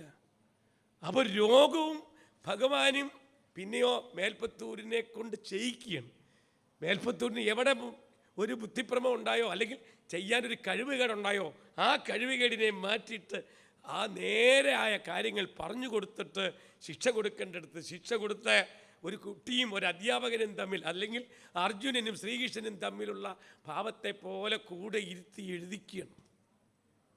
എഴുതിച്ച് കഴിയുമ്പോഴും രോഗം മാറ്റിക്കൊടുക്കുന്നില്ല. കാരണം എന്തറിയോ? മനുഷ്യൻ ഏറ്റവും കൂടുതൽ എന്നുവെച്ചാൽ സഹായിച്ചു കഴിഞ്ഞാൽ ആ സഹായം സ്വീകരിച്ചുകൊണ്ട് പിന്നെ സഹായിക്കുന്നതിനെ ചീത്ത പറയുന്ന ആൾക്കാരാണ് മനുഷ്യവർഗമെന്ന് ഭഗവാൻ നല്ല ഭംഗിയായിട്ടറിയാം. അതുകൊണ്ട് രോഗം മാറ്റിക്കൊടുത്തില്ല, എഴുതിച്ചു. രോഗം എപ്പോഴാണ്? എഴുതിക്കൊണ്ടിരിക്കുമ്പോഴും ഭഗവാൻ അടുത്തിരിക്കുമ്പോഴും രോഗമില്ല, കൈക്ക് കുഴപ്പമൊന്നുമില്ല. ഈ പറഞ്ഞ അഷ്ടരാഗങ്ങൾ മാറണം. എന്നിട്ട് ഓരോ ദശകങ്ങൾ കഴിയുമ്പോഴും ഈ അഷ്ടരാഗങ്ങൾ മാറ്റിത്തരണം. ഈ 8 കൂട്ടം അഷ്ടരാഗങ്ങളാണ് വാദമായിട്ട് വരുന്നത്. ശാരീരികമായും മാനസികമായും അസ്വസ്ഥതകൾ ഉണ്ടാവുന്നത് അഷ്ടരാഗങ്ങളാണ്. ഈ അഷ്ടരാഗങ്ങളെ ഇല്ലാതാക്കിയാൽ മാത്രമല്ല, ശബരിമലയിൽ 18 പടി സങ്കല്പം നിങ്ങൾ ചിന്തിച്ചു നോക്കൂ. 18 പറയുന്ന സംഖ്യ ഒരു അയ്യപ്പൻ്റെ മാലയിട്ട് കഴിഞ്ഞാൽ ആ അയ്യപ്പമല തുളസിമാലയും രുദ്രാക്ഷമാലയും ഒക്കെ ഇട്ടിട്ട് നമ്മൾ കറുത്ത വസ്ത്രവും കൊടുത്ത് അയ്യപ്പമലയിൽ പോയി കഴിയുമ്പോൾ അയ്യപ്പൻ്റെ ദവാക്ഷരി മന്ത്രം സ്വാമിയെ ശരണമയ്യപ്പ എന്ന് പറയുന്ന ദവാക്ഷരി മന്ത്രം ജപിച്ച് നമ്മൾ 18 പടി കടന്ന് ആ തത്വമസി ഭാവത്തിലിരിക്കുന്ന ആ അയ്യപ്പസ്വാമിയെ കാണാൻ ദർശിക്കുമ്പോൾ ആ ഭക്തന് എന്തൊക്കെ യോഗ്യത വേണം എന്ന് നമ്മൾ ആദ്യമേ മനസ്സിലാക്കണം. ഭഗവാനെ കാണുമ്പോൾ, ഭഗവാനെ കാണാൻ പോകുമ്പോൾ 18 ഇന്ദ്രിയങ്ങളെ നിയന്ത്രിച്ചിട്ട് വേണം അയ്യപ്പമലയിൽ പോകാൻ. മനസ്സിലാക്കണം എന്താ ഇന്ദ്രിയങ്ങൾ? ഈ പറയുന്ന 8 പടി 18, ഈ 18 എന്ന് പറയുന്നത് 8 പടി അഷ്ടരാഗങ്ങൾ, പിന്നെ നമുക്ക് ഏറ്റവും വലിയ കുഴപ്പമുണ്ടാക്കുന്നത് പഞ്ചേന്ദ്രിയങ്ങൾ, പിന്നെ നമുക്ക് ഏറ്റവും വലിയ കുഴപ്പമുണ്ടാക്കുന്നത് ത്രിഗുണങ്ങൾ, പിന്നെ നമുക്ക് ഏറ്റവും വലിയ കുഴപ്പമുണ്ടാക്കുന്നത് എന്ത്? വിദ്യയും അവിദ്യയും. ഇതെല്ലാം കൂടെ കൂട്ടുമ്പോൾ 18. ഈ 18നെ നിയന്ത്രിച്ചാൽ നിങ്ങൾക്ക് അയ്യപ്പനെ കാണാൻ സാധിക്കും. അല്ലാത്ത ഒരാൾക്കും അയ്യപ്പനെ കാണാൻ സാധിക്കില്ല. ഇന്ദ്രിയങ്ങളെ നിയന്ത്രിച്ചെങ്കിൽ മാത്രമേ നമുക്ക് ഈശ്വരനിലേക്ക് എത്താൻ സാധിക്കൂ. ആ ഇന്ദ്രിയങ്ങളെ നിയന്ത്രിക്കാനാണ് മേൽപ്പത്തൂർ ഭട്ടതിരിപ്പാട് നമ്മളോടൊക്കെ പറയുന്നത്. ഭട്ടതിരിപ്പാടിന് സ്വന്തം ശരീരത്തിൻ്റെ രോഗമല്ല മാറ്റേണ്ടതെന്നാണ് പറയുന്നത്. അവസാനം നമ്മുടെ അതേ ഭാവത്തിലാണ് ഭട്ടതിരിപ്പാട് നമുക്ക് നാരായണത്തിൽ കാണിച്ചു തരുന്നത്. ഞാൻ ചോദിച്ചോട്ടെ, ശരീരം നമുക്ക് തരുന്നത് ഭഗവാനാണെങ്കിൽ രോഗം തരുന്നതും ഭഗവാനാണ്. മനസ്സിലാക്കണം. ശരീരം ഭഗവാൻ തന്നിട്ടുണ്ടെങ്കിൽ നമുക്ക് രോഗം തരുന്നതും ഭഗവാനാണ്. ഇനി രോഗം മാറ്റാൻ നിങ്ങൾ മരിക്കുന്ന ഡോക്ടറടിക്ക് പോയാൽ ഡോക്ടർ എഴുതുന്ന ഗുളിക നിങ്ങൾ 3 പ്രാവശ്യവും 4 പ്രാവശ്യമൊക്കെ കഴിച്ചപ്പോൾ അവിടെയും ഗുരുവായൂരപ്പൻ്റെയും ഈ പറയുന്ന ഭഗവാൻ ശങ്കരൻ്റെയും ഗണപതി ഭഗവാന്റെയും സുബ്രഹ്മണ്യ സ്വാമിയുടെയും ദേവിയുടെയും അനുഗ്രഹം ഉണ്ടെങ്കിൽ മാത്രമേ നിങ്ങളുടെ രോഗം മാറൂ. നിങ്ങൾ വിചാരിക്കും നിങ്ങളുടെ തട്ടകത്തിലെ ദേവീദേവന്മാരെ കാണാതെ പോയാലും ആ ഡോക്ടർ ഉള്ളിടത്തോളം കാലം നിങ്ങൾക്ക് രോഗം മാറുമെന്ന് വിശ്വസിച്ചിട്ടുണ്ടെങ്കിൽ ആ വിശ്വസിക്കുന്ന ആളിനെ മരമണ്ടൻ എന്ന് പറയും. ഞാൻ ഈ പറയുന്നതൊക്കെ എൻ്റെ യുക്തിക്കനുസരിച്ച് മാത്രമേ ആണ് ഞാൻ പറയുന്നത്. മഹാത്മാക്കൾ ഇവിടെ ഇരിപ്പുണ്ട്. മഹാത്മാക്കളുടെ ചിന്ത അത് വ്യത്യസ്തമായിരിക്കും. എൻ്റെ ഉള്ളിലുള്ള ചിന്തകൾ മാത്രമേ ഞാൻ ഭാഗവതത്തിലും ശ്രീ ശിവപുരാണത്തിലും ഈ ഗ്രന്ഥങ്ങളിലെല്ലാം എൻ്റെ ഉള്ളിലുള്ള കാര്യങ്ങൾ മാത്രമേ ഞാൻ പറയൂ. അങ്ങനെ ആർക്കെങ്കിലും അതിന് എന്തെങ്കിലും സംശയം ഉണ്ടെങ്കിൽ എൻ്റെ ഫോൺ നമ്പർ തരുമ്പോൾ ഞാൻ അവർക്ക് എൻ്റേതായിട്ടുള്ള അഭിപ്രായം പറഞ്ഞു കൊടുത്തു. ഞാൻ ഒരു കാര്യം കൂടി പറയട്ടെ. ഭാഗവതത്തിൽ ഞാൻ ഒരു പ്രഭാഷണം നടത്തിക്കൊണ്ടിരിക്കുമ്പോൾ 14,101 ശ്ലോകമാണ് ശ്രീമദ് ഭാഗവത്തിൽ ഇപ്പോൾ പാരായണം ചെയ്യുന്ന ഭാഗവത്തിലുള്ളതെന്ന് പറഞ്ഞപ്പോൾ എന്നെ ഒരു ഭാഗവത ആചാര്യൻ വിളിച്ചു പറഞ്ഞു, സ്വാമി പറഞ്ഞതൊക്കെ തെറ്റാട്ടോ, 18,000 ശ്ലോകമെന്നാണ്. ഞാൻ പറഞ്ഞു 18,000 ഗ്രന്ഥവും 14,101 ശ്ലോകവും. എന്നിട്ട് അദ്ദേഹം എന്നോട് പറഞ്ഞത് തെളിവുണ്ടോ എന്ന് ചോദിച്ചു. തെളിവ് കൊടുക്കാതിരിക്കാൻ എനിക്ക് പറ്റില്ല. ഞാൻ പറഞ്ഞിട്ടുണ്ടെങ്കിൽ തെളിവ് കൊടുക്കണം. 2000 ദേവസ്വം എഴുതിയ പ്രിൻ്റ് ചെയ്ത ബുക്ക് ആരുടെയും കയ്യിലുണ്ടെങ്കിൽ ഓരോ സ്കന്ധങ്ങൾ കഴിയുമ്പോഴും അതിനകത്ത് ആ ശ്ലോകത്തിൻ്റെ നമ്പർ എഴുതി, ആ നമ്പരെല്ലാം കൂടെ കണക്ക് കൂട്ടിയാൽ 12 സ്കന്ധത്തിലെ ശ്ലോകത്തിൻ്റെ എണ്ണം 14,101 എന്ന് ഞാൻ കണ്ടു. ആർക്കെങ്കിലും സംശയമുണ്ടെങ്കിൽ അത് ഞാൻ ഫോട്ടോ സഹിതം എടുത്തിട്ട് തരാം. അപ്പം ഞാൻ അങ്ങനെ പറയൂ. 14,101 ശ്ലോകം ശ്രീമദ് ഭാഗവതം ഇപ്പം പാരായണം ചെയ്യുന്ന ഭാഗവത്തിലും 18,000 ഗ്രന്ഥമാണ്, ശ്ലോകമല്ല. ഗ്രന്ഥവും ശ്ലോകവും തമ്മിൽ വ്യത്യസ്തമുണ്ട്. അതിപ്പോൾ പറയാൻ സമയവും പോരാ. അതിനൊരു 10-15 മിനിറ്റ് അതിനു വേണ്ടി എടുത്തെങ്കിൽ മാത്രമേ ആ ശ്ലോകവും ഗ്രന്ഥവും തമ്മിലുള്ള ബന്ധത്തെപ്പറ്റി പറയാൻ പറ്റൂ. എനിക്ക് അറിവ് വളരെ കുറവാണ്. ഞാൻ പറഞ്ഞില്ലേ, ഞാൻ പറഞ്ഞു അറിവ് വളരെ കുറവാണ്. എൻ്റെ അറിവിനനുസരിച്ചുള്ള കാര്യങ്ങളെ ഞാൻ പറയൂ. അത് സ്വീകരിക്കുന്നു. ചിലപ്പോൾ എന്തെങ്കിലുമൊക്കെ തെറ്റ് പറഞ്ഞിട്ടുണ്ടെങ്കിൽ അത് എന്നെ വിളിച്ചു പറഞ്ഞു കഴിഞ്ഞാൽ എൻ്റേതായിട്ടുള്ള അഭിപ്രായം ഞാൻ ആ ഭക്തർക്ക് പറഞ്ഞു കൊടുക്കും. അങ്ങനെ ഭാഗവതം ഭക്തനും രോഗവും പിന്നെ ഭഗവാനും കൂടി ചേർന്ന് എഴുതുന്നത് കൊണ്ടാണ് ജനങ്ങൾക്ക് ഇത്രയും ഈ നാരായണത്തിനോട് താല്പര്യം. സ്വയം ഏറ്റെടുത്ത വാതരോഗമല്ല ഭഗവാൻ കൊടുത്ത വാതരോഗം. സത്യത്തിൽ എൻ്റെ ഒരു അഭിപ്രായം ഞാൻ പറയട്ടെ, നിങ്ങൾക്ക് അല്പമൊക്കെ രോഗം തരണമെന്നാണ് എൻ്റെ അഭിപ്രായം. എന്താ കാര്യം എന്ന് വെച്ചാൽ എല്ലാ സൗകര്യങ്ങളും നമുക്കുണ്ടായാൽ നമ്മൾ ഈ ഗുരുവായൂർ വരത്തേയില്ല. കാറുണ്ട്, ആരോഗ്യമുണ്ട്, ഭക്ഷണത്തിന് വിഷമമില്ല, മക്കളൊക്കെ ഗൾഫിലാണ്, ഒരു കുഴപ്പമില്ല. കേൾക്കണം, നിങ്ങളുടെ മക്കളെ ഗൾഫിലേക്ക് പറഞ്ഞയക്കാൻ എന്ന സമയത്ത് നിങ്ങൾ ഗുരുവായൂർ വന്ന് നിങ്ങൾ പ്രാർത്ഥിക്കുക, ആദ്യത്തെ ശമ്പളമൊക്കെ കൊടുക്കുക. സത്യം ഭഗവാൻ അതൊക്കെ കേട്ടു, മക്കളെയൊക്കെ പറഞ്ഞയച്ചു, വീടൊക്കെ വലുതാക്കി 2 നില കെട്ടിടമാക്കിയാൽ പിന്നെ നിങ്ങൾ ഗുരുവായൂർ വരില്ല. പിന്നെ നിങ്ങളുടെ തട്ടകത്തിലെ ക്ഷേത്രത്തിൽ പോലും പോകില്ല. ആ സുഖത്തിൽ അങ്ങനെ ഇരിക്കും. ഇത് മനസ്സിലാക്കി ഭഗവാൻ അതെന്ത് ചെയ്യും? ഇടയ്ക്കിടയ്ക്ക് ഓരോ രോഗങ്ങൾ തരുമ്പോൾ നിങ്ങൾ എവിടെ പോകും? ഗുരുവായൂർ അമ്പലത്തിൽ വന്നിട്ട് പറയും, ഭഗവാനെ എനിക്ക് വയറ്റുവേദനയുള്ളൂ സംഭവം, പക്ഷെ സ്കാൻ ചെയ്യണമെന്ന് പറഞ്ഞാൽ പിന്നെ നിങ്ങൾ ഗുരുവായൂർ വരും. സ്കാൻ ചെയ്യണമെന്ന് പറഞ്ഞാൽ തട്ടകത്തിൽ ദേവൻ്റെ അരികെ പോകും. പക്ഷേ അതാണ് നിങ്ങൾ കുന്തിദേവിയെ പോലെയൊക്കെ ഒന്ന് ആവുക. കുന്തിദേവി, നിങ്ങൾ ഭാഗവതം പഠിച്ചു കഴിഞ്ഞാൽ ജീവിതത്തിൽ എന്താണോ ഭാഗവത്തിലെ കഥ നമുക്ക് പറഞ്ഞു തരുന്നത് അതേ ഭാവത്തിൽ നിങ്ങളാകണം. കുന്തിദേവി ഭഗവാനോട് പറയുന്നത്, നീ എനിക്ക് സന്തോഷം തരരുത്, വല്ലപ്പോഴൊക്കെ തരാവൂ. 3/4 ഭാഗവും എനിക്ക് ദുഃഖം തരുമ്പോൾ ഞാൻ ഇടയ്ക്കിടയ്ക്ക് ആ ദുഃഖം മാറ്റാനെങ്കിലും നിൻ്റെ അടുത്തേക്ക് വരും. ഇത് തന്നെയാണ് പട്ടതിരിപ്പാടും. പട്ടതിരിപ്പാട് രോഗം മാറ്റാൻ ശ്രീകൃഷ്ണ ഭഗവാൻ വിചാരിച്ച നടക്കില്ല എന്ന് വിചാരിച്ച് സകല ആയുർവേദവും അലോപ്പതിയും അന്നത്തെ കാലത്തുള്ള സകല ഡോക്ടർമാരെ കണ്ടു. ഭഗവാനല്ലേ രോഗം കൊടുത്തത്, എവനെ കൊണ്ട് പണിയെടുപ്പിക്കണമെന്ന് ഭഗവാൻ ചിന്തിച്ചാൽ പിന്നെ രോഗം മാറുമോ? ശരീരം തന്ന ഭഗവാന് മാത്രം. നിങ്ങളുടെ ശരീരത്തിൽ എത്ര നാഡീചരമ്പുകളുണ്ട്? നിങ്ങൾ ഭഗവാന്റെ മക്കളല്ലേ? ഞാൻ ചോദിക്കുന്നത് ചോദ്യം പറയൂ. ഈ ശരീരത്തിൽ എത്ര ഞരമ്പുകളുണ്ട്? രാവിലെ എഴുന്നേറ്റ് കഴിഞ്ഞാൽ ഈ കണ്ണിൻ്റെ പ്രവർത്തനം, ഇതെൻ്റെ മോനാണ്, ഇത് മറ്റവക്കുള്ള മോനാണ് എന്ന് നിങ്ങളെ വേർതിരിച്ച് കാണിച്ചിട്ട് അമ്മയുടെ മക്കൾ അതേപോലെ അമ്മയോട് സ്നേഹിക്കുന്നു. ഇതൊക്കെ തരുന്ന ചൈതന്യമാരെ. അപ്പം ശരീരം തന്ന ഭഗവാന് മാത്രമേ ഈ രോഗത്തെ ഇല്ലാതാക്കാൻ പറ്റൂ. നിങ്ങൾ സത്യത്തിൽ ഒരു അസുഖം വന്നു കഴിഞ്ഞാൽ നിങ്ങൾ ഏറ്റവും നല്ല ഡോക്ടർമാരായിരിക്കും പോകുമ്പോൾ അവർ തരുന്ന മരുന്ന് നിങ്ങൾ കഴിച്ചെന്ന് വിചാരിച്ചാൽ ആ മരുന്ന് രക്തത്തിൽ കലരണമെങ്കിൽ സാക്ഷാൽ ഗുരുവായൂരപ്പൻ്റെ അനുഗ്രഹം വേണം കേട്ടോ. രക്തത്തിൽ കലർന്നെങ്കിൽ മാത്രമേ അസുഖം മാറൂ. അപ്പോൾ അവിടെ ഏറ്റവും നല്ല ഒരു വൈദ്യൻ നിങ്ങളുടെ ശരീരത്തിൻ്റെ ഉള്ളിലുണ്ട്.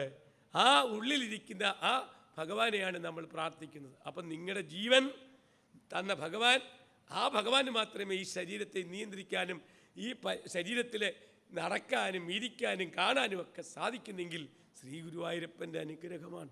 ആ ഗുരുവായൂരപ്പൻ്റെ പൂർണ്ണസ്വരൂപമാണ് നാരായണീയം. അപ്പോൾ ഹിന്ദുക്കളായ നമ്മൾ എല്ലാ ഗ്രന്ഥങ്ങളും നമ്മുടെ ഭവനത്തിൽ ഉണ്ടായി. അറിയാൻ വയ്യാത്തവരെ കൊണ്ട് ആണെങ്കിൽ അറിയാവുന്ന ഒരു സത്സംഗം നടത്തുമ്പം അവിടെ ചെന്നിരുന്ന് ഉറങ്ങാതെ അത് കേട്ട് സംശയങ്ങളൊക്കെ തീർത്ത് വരുമ്പോൾ ഒരു ആനന്ദം ഉണ്ടാവും. ലളിതാ സഹസ്രനാമത്തിൽ നിങ്ങൾ നോക്ക്, നിങ്ങൾ ലളിതാ സഹസ്രത്തിലെ ഏറ്റവും ഒരു ശ്രേഷ്ഠമായിട്ടുള്ള ശ്ലോകം, കാമേശബദ്ധമംഗല്യ സൂത്രശോഭിത കന്ധര. ഹിന്ദുക്കളായ നിങ്ങൾ കല്യാണം കഴിച്ചിട്ടുണ്ടെങ്കിൽ ആ കല്യാണത്തിൻ്റെ താലിമാല എങ്ങനെ ഉണ്ടായി എന്ന് അറിയണമെങ്കിൽ ലളിതാ സഹസ്രനാമത്തിലെ ഈ ശ്ലോകം പഠിച്ചാൽ മതി, അതിൻ്റെ അർത്ഥം പഠിച്ചാൽ മതി. ആ ശ്ലോകമാണ് ഞാൻ പറഞ്ഞത്, കാമേശബദ്ധ മാംഗല്യ സൂത്രശോഭിത കന്ധര. അർത്ഥം പഠിച്ചു കഴിഞ്ഞാൽ താലികെട്ട് സമ്പ്രദായം നമുക്ക് കാണിച്ചു തന്നത് പാർവതിയും പരമേശ്വരൻ്റെയും വിവാഹത്തിലേക്കാണ്.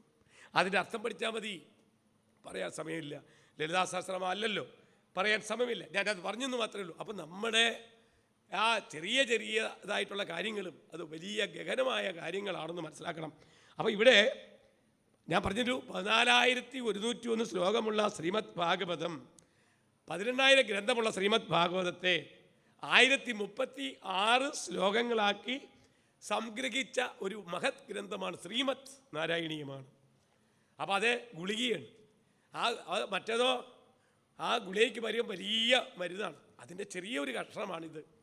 അപ്പോൾ ഇവിടെ ഒന്നുമല്ല, ഈ അഷ്ടരാഗങ്ങളെ മാറ്റിയാൽ നമുക്ക് ഭഗവാനെ കാണാൻ സാധിക്കും. നമ്മുടെ രോഗം അതെ നിയന്ത്രിക്കാൻ ഈ പറയുന്ന ഭഗവാന്റെ സ്വരൂപമായ നാരായണീയവും ഭാഗവതമൊക്കെ പഠിക്കും. അപ്പോൾ ഇത് ഞാൻ പറഞ്ഞു, സത്യത്തിൽ ശാരീരികമായിട്ടോ മാനസികമായിട്ടോ ആയിട്ടുള്ള എല്ലാ രോഗങ്ങൾക്കും പരിഹാരമായ ഒരു ദിവ്യമായ മേൽപ്പത്തൂർ കണ്ടെത്തിയ, മേൽപ്പത്തൂരിനെ വ്യാസനായിട്ട് ചിത്രീകരിക്കുന്നത് നിങ്ങൾക്ക് കണ്ടു കാണുമെന്ന് എനിക്ക് അറിയില്ല. അംഗിരസ് മഹാമുനി എഴുതിയ ഒരു നാരായണീയ മഹാത്മ്യം എന്ന് പറയുന്ന 3 അധ്യായമുള്ള ഒരു മഹൽ ഗ്രന്ഥമുണ്ട്. എൻ്റെ സപ്താഹത്തിനൊക്കെ ഞാൻ കുറച്ച് കോപ്പിയൊക്കെ അടിച്ചു കൊടുത്തതാണ്. അതിനകത്താണ് വിശദപരമായിട്ട് ഈ പറയുന്ന നാരായണീയ ഭട്ടതിരിപ്പാടിനെ ഈ പറയുന്ന വ്യാസനായിട്ട് ചിത്രീകരിക്കുന്ന 3 ശ്ലോകം ആരുടെയെങ്കിലും കയ്യിലുണ്ടെങ്കിൽ അത് പഠിക്കുമ്പോൾ നിങ്ങൾക്ക് അറിയാം. അതിപ്പോൾ പ്രിൻ്റ് ചെയ്തിട്ടുണ്ട് നമ്മുടെ സംസ്കൃത കോളേജിലോ ഏതോ ഒരു കോളേജിൽ അടിച്ചിട്ടുണ്ട്. അതിൻ്റെ കോപ്പികൾ കിട്ടിയിട്ടുണ്ട്. പക്ഷെ അതിൽ മനസ്സിലാക്കണം, വ്യാസൻ തന്നെയാണ് മേൽപ്പത്തൂരെന്ന് ആ ശ്ലോകത്തിൽ നമുക്ക് മനസ്സിലാക്കാൻ സാധിക്കും. അപ്പോൾ വിഭവസമർത്ഥമായിട്ടുള്ളൊരു സദ്യ നമ്മൾ കഴിച്ചെന്ന് വെച്ചാൽ, നാരായണത്തെ പറ്റിയ വിഭവസമർത്ഥമായിട്ടുള്ളൊരു സദ്യ കഴിക്കുമ്പോൾ നിങ്ങളുടെ മനസ്സിലും എൻ്റെ മനസ്സിലൊക്കെ നല്ല ആനന്ദം ഉണ്ടാവും ഇല്ലേ? കല്യാണത്തിന് ഇപ്പോൾ ഇവിടെ ഒരു നല്ല ഒരു സത്സംഗം നടക്കുകയാണ്, അല്ലെങ്കിൽ പെരുന്തിട്ട ഭഗവാന്റെ ഒരിക്കൽ നല്ല രീതിയിലൊരു പൂജാകർമ്മങ്ങൾ നടത്തുമ്പോൾ തൊട്ടപ്പുറത്തൊരു കല്യാണമാണെങ്കിൽ നമ്മളെ ആരെയാണ് ആദ്യം ഉപേക്ഷിക്കുന്നത്? സത്യമേ പറയാവൂ, നമ്മൾ ഉപേക്ഷിക്കുന്നത് ഭഗവാനെയാണ്. അതാണ് നമ്മുടെ ദുഃഖത്തിന് കാരണം. നമ്മുടെ ദുഃഖത്തിന് കാരണം നമ്മൾ തന്നെയാണ്. ആണോ? ഈ ദുഃഖത്തിൻ്റെ ഏറ്റവും പ്രധാനപ്പെട്ട ഒരു ഇന്ദ്രിയം മനസ്സാണ്. മനസ്സ് ദുഃഖിക്കുമ്പോൾ കിട്ടുന്നതും ദുഃഖം, മനസ്സ് സന്തോഷിക്കുമ്പോൾ കിട്ടുന്നത് സന്തോഷം. അതുകൊണ്ടൊരു കാര്യം ചെയ്യണം, നിങ്ങളുടെ ഇന്ദ്രിയങ്ങളിൽ ഏറ്റവും ശ്രേഷ്ഠമായിട്ടുള്ള മനസ്സിനെ നിയന്ത്രിക്കാനാണ് ഭാഗവതവും അതുപോലെ തന്നെ നാരായണിയും ഒക്കെ. മനസ്സിനെ നിയന്ത്രിച്ചു കഴിഞ്ഞാൽ, ആ മനസ്സിനെ നമ്മൾ ആ കടിഞ്ഞാനിട്ട് കെട്ടി മുറുക്കി നമുക്ക് വരുതിയിൽ വരുത്തി കഴിഞ്ഞാൽ നിങ്ങൾക്ക് ഭഗവാനെ കാണാൻ സാധിക്കും. ഈ മനസ്സിനെ നമുക്ക് എളുപ്പം നിയന്ത്രിക്കാൻ പറ്റില്ല. അത് മഹാത്മാക്കൾക്ക് പോലും മനസ്സിനെ നിയന്ത്രിക്കാൻ പറ്റില്ല. ബ്രഹ്മാവിനെ ശിവൻ്റെ വിവാഹത്തിൻ്റെ അന്ന് സരസ്വതി ദേവിയെ കാമിച്ച ബ്രഹ്മാവ് അതുപോലെ പാർവതി ദേവിയുടെ മുഖത്ത് ഐശ്വര്യമായിട്ട് നോക്കി അങ്ങോട്ട് ഇരിക്കും. ബ്രഹ്മാവ് സ്വന്തം ആരാ? ബ്രഹ്മാവ് ഈ പറയുന്ന ദേവിയുടെ പിന്നെ മുത്തശ്ശനുമൊക്കെയാണ്. ബ്രഹ്മാവ് ആ വേഷം കണ്ടപ്പോൾ ആ മനസ്സൊന്ന് ചഞ്ചലപ്പെട്ടെന്ന ഇത് മനസ്സിലാക്കി ശിവൻ. എന്നിട്ട് ശിവൻ്റെ കയ്യിലുള്ള ശൂലം കൊണ്ട് ബ്രഹ്മാവിനെ കുത്തിക്കൊല്ലാൻ ശ്രമിച്ചെന്ന ഇത് ശിവപുരാണത്തിൽ പറയുന്നു. എന്താ അർത്ഥം? മഹാത്മാക്കൾക്ക് പോലും തൻ്റെ ഇന്ദ്രിയങ്ങളെ നിയന്ത്രിക്കാൻ എളുപ്പമല്ല എന്ന് വീണ്ടും വീണ്ടും നമുക്ക് പുരാണങ്ങളിൽ കൂടി പറഞ്ഞിരിക്കുകയാണ്. അപ്പം നമുക്ക് ദുഃഖത്തിനും സുഖത്തിനും കാരണം അനക്കമില്ല, മനസ്സിനെ നേരെയാക്കുക. മനസ്സിനെ മറ്റടുത്ത് പോകാത്ത രീതിയിൽ ആക്കണമെങ്കിൽ, ഇന്ദ്രിയങ്ങളെ നിയന്ത്രിക്കണമെങ്കിൽ ശ്രീമദ് ഭാഗവതവും നാരായണീയവും വേണ്ടതുപോലെ പഠിക്കണം. അതിൻ്റെ ഓരോ കഥാപാത്രങ്ങളെ അതിൻ്റെ പേരും ആ കഥാപാത്രത്തിൻ്റെ സ്വഭാവവും പഠിക്കുക. നിങ്ങൾ പറഞ്ഞ ഹിരണ്യകശിപു, ഇന്ന് ഇവിടെ നരസിംഹ അവതാരമാണ്. ഹിരണ്യകശിപുവും ഹിരണ്യാക്ഷനും നിങ്ങൾ ഓരോരുത്തരുമാണ്. പറയണോ? ഹിരണ്യകശിപുവും ഹിരണ്യാക്ഷനും നിങ്ങൾ ഓരോരുത്തരുമാണെന്ന് ഞാൻ പറഞ്ഞാൽ നിങ്ങൾ സമ്മതിക്കുമോ? ഹിരണ്യം എന്ന് വെച്ചാൽ സ്വർണം. സ്വർണത്തിൽ അക്ഷമുള്ളവൻ, കണ്ണുള്ളവൻ. ഇവിടെ പുരാണത്തിൽ സ്വർണം എന്ന് പറയുമ്പോൾ ധനത്തിൽ ആഗ്രഹമില്ലാത്തവർ ഈ എൻ്റെ മുമ്പിലിരിപ്പുണ്ടോ? ഞാനിപ്പോൾ ഈ പ്രഭാഷണം കഴിഞ്ഞ് അങ്ങോട്ട് വന്നു കഴിഞ്ഞാൽ 1000 രൂപ വീതം പ്രഭാഷണം കേൾക്കുന്നവർക്ക് കൊടുക്കുന്നു എന്ന് കണ്ടു കഴിഞ്ഞാൽ പൈസ ഉള്ള നിങ്ങൾ പറയുമോ എനിക്ക് പൈസയുണ്ട്, എനിക്ക് 1000 രൂപ വേണ്ട എന്ന് പറയുന്നവർ എത്ര പേരുണ്ട്? ആരുമില്ല. വെറുതെ കിട്ടിയതല്ലേ, മേടിച്ചുകൊണ്ട് പോകാം. ഇതാണ് നമ്മുടെ സ്വഭാവം. അപ്പോൾ ഹിരണ്യാക്ഷൻ ആഗ്രഹങ്ങൾ കൂടുതൽ, അന്യൻ്റെ സ്വത്തിനെ ആഗ്രഹിക്കുന്നവർ, അന്യൻ്റെ ധനത്തെ ആഗ്രഹിക്കുന്നവർ അവരാരാ? ഹിരണ്യാക്ഷരാണ്. അന്യൻ്റെ സ്വത്തിനെ, ഇത് തന്നെയാണ് ആ ഹിരണ്യകശിപു ചേട്ടനാ. ഹിരണ്യച്ച സ്വർണം മെത്തയിൽ കിടന്നുറങ്ങുന്നവൻ ആരാണ്? ഇവരിൽ 2 പേരും അഹങ്കാരം കൂടുതൽ. പറയൂ, അഹങ്കാരം കൂടുതൽ ആരാ? ഹിരണ്യാക്ഷനാണോ ഹിരണ്യകശിപുവിനാണോ? സ്വർണ്ണമെത്തയിൽ കിടന്നുറങ്ങുന്നവനാണോ അഹങ്കാരം കൂടുതൽ? അതോ ധനത്തിനോട് ആഗ്രഹമുള്ളവരാണോ അഹങ്കാരം കൂടുതൽ? സത്യത്തിൽ ഹിരണ്യകശിപുവിനല്ലേ അഹങ്കാരം കൂടുതൽ. അങ്ങനെ അഹങ്കാരം കൂടിയാൽ ഭഗവാനെ ചിന്തിക്കാനോ ഭഗവാന്റെ നാമങ്ങൾ ഉച്ചരിക്കാനോ അവന് തോന്നത്തില്ല. ഞാനാണ് ഭഗവാനേക്കാൾ വലിയവനെന്ന് ചിന്തിക്കുന്നവരാരാണോ അവർ ഹിരണ്യകശിപുവാണ്. അപ്പം നമ്മൾക്ക് അഹങ്കാരം കൂടിയാൽ അത് ഹിരണ്യകശിപു ഭാവത്തിലെത്തും. പക്ഷേ ഈ ഹിരണ്യകശിപുവായിട്ട് നമ്മൾ അതിൻ്റെ കർമ്മം ചെയ്താലും ഏതു സമയത്തും ഭഗവാനോടുള്ള ആ ചൈതന്യത്തെ മറക്കാതെ ചിന്തിച്ചുകൊണ്ട് നടന്നാൽ പോലും അങ്ങനെയുള്ളവർക്ക് പോലും ഭഗവാന്റെ കൈകൊണ്ട് മരണപ്പെടാനുള്ള സാഹചര്യം ഉണ്ടായാൽ അതിൽ കൂടുതലൊരു ഭാഗ്യം വേറെ ഒന്നിനും കിട്ടില്ലട്ടോ. സത്യത്തിൽ നിങ്ങൾ എൻ്റെ മുമ്പിൽ ഇരിക്കുന്നെങ്കിൽ, ഞാൻ ഇവിടെ ഇരിക്കുന്നെങ്കിൽ ഞാൻ പ്രാർത്ഥിക്കുന്നു, ഞാൻ ഇന്നും പ്രാർത്ഥിച്ചിട്ട് വരികയാണ്.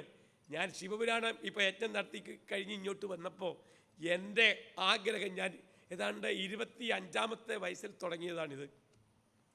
ആദ്യമായിട്ടാണ് 41 സത്രം കഴിഞ്ഞതിൽ ആദ്യമായിട്ടാണ് ഈ രംഗത്ത് പ്രവേശിക്കുന്നത്.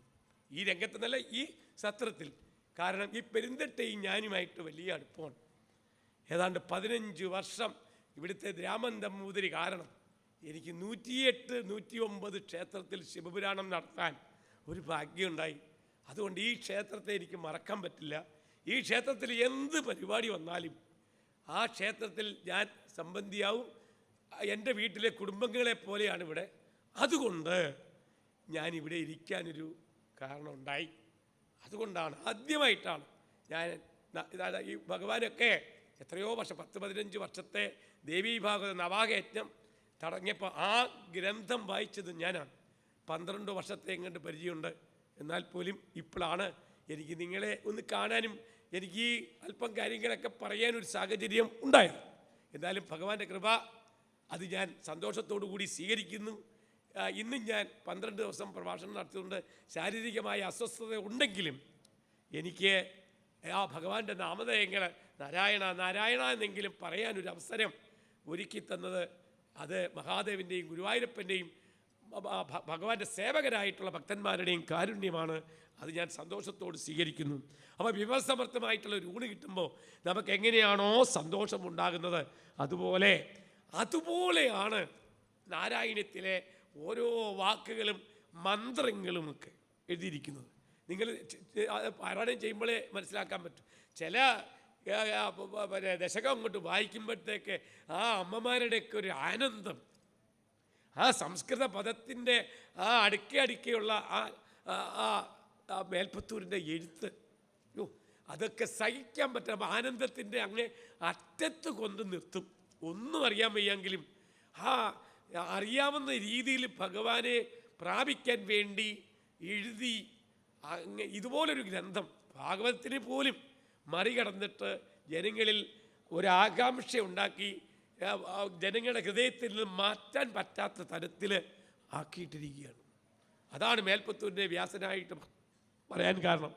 കുഞ്ഞുങ്ങൾക്ക് ഔഷധം കൊടുക്കുമ്പോൾ പാലിനകത്ത് നല്ല കയ്പുള്ള ഔഷധം കൊടുക്കുമ്പോൾ അതിനിഷ്ടമുള്ള പാലോ ശർക്കരയോ പഞ്ചസാരയോ ചേർത്ത് ഔഷധം കൊടുക്കുന്നത് പോലെ, അതേപോലെ വാത്സല്യത്തോടെ ഒന്നും അറിയാൻ വയ്യാത്ത ഭക്തരെ ഭഗവാനിലേക്ക് ഉയർത്താൻ വേണ്ടി ചെയ്യുന്ന ആ മഹത്കാര്യം ഈ പറയുന്ന വ്യാസനായിരിക്കുന്ന മേൽപ്പത്തൂരിൻ്റെ പാദത്തിൽ നമ്മൾ നമസ്കരിക്കണം.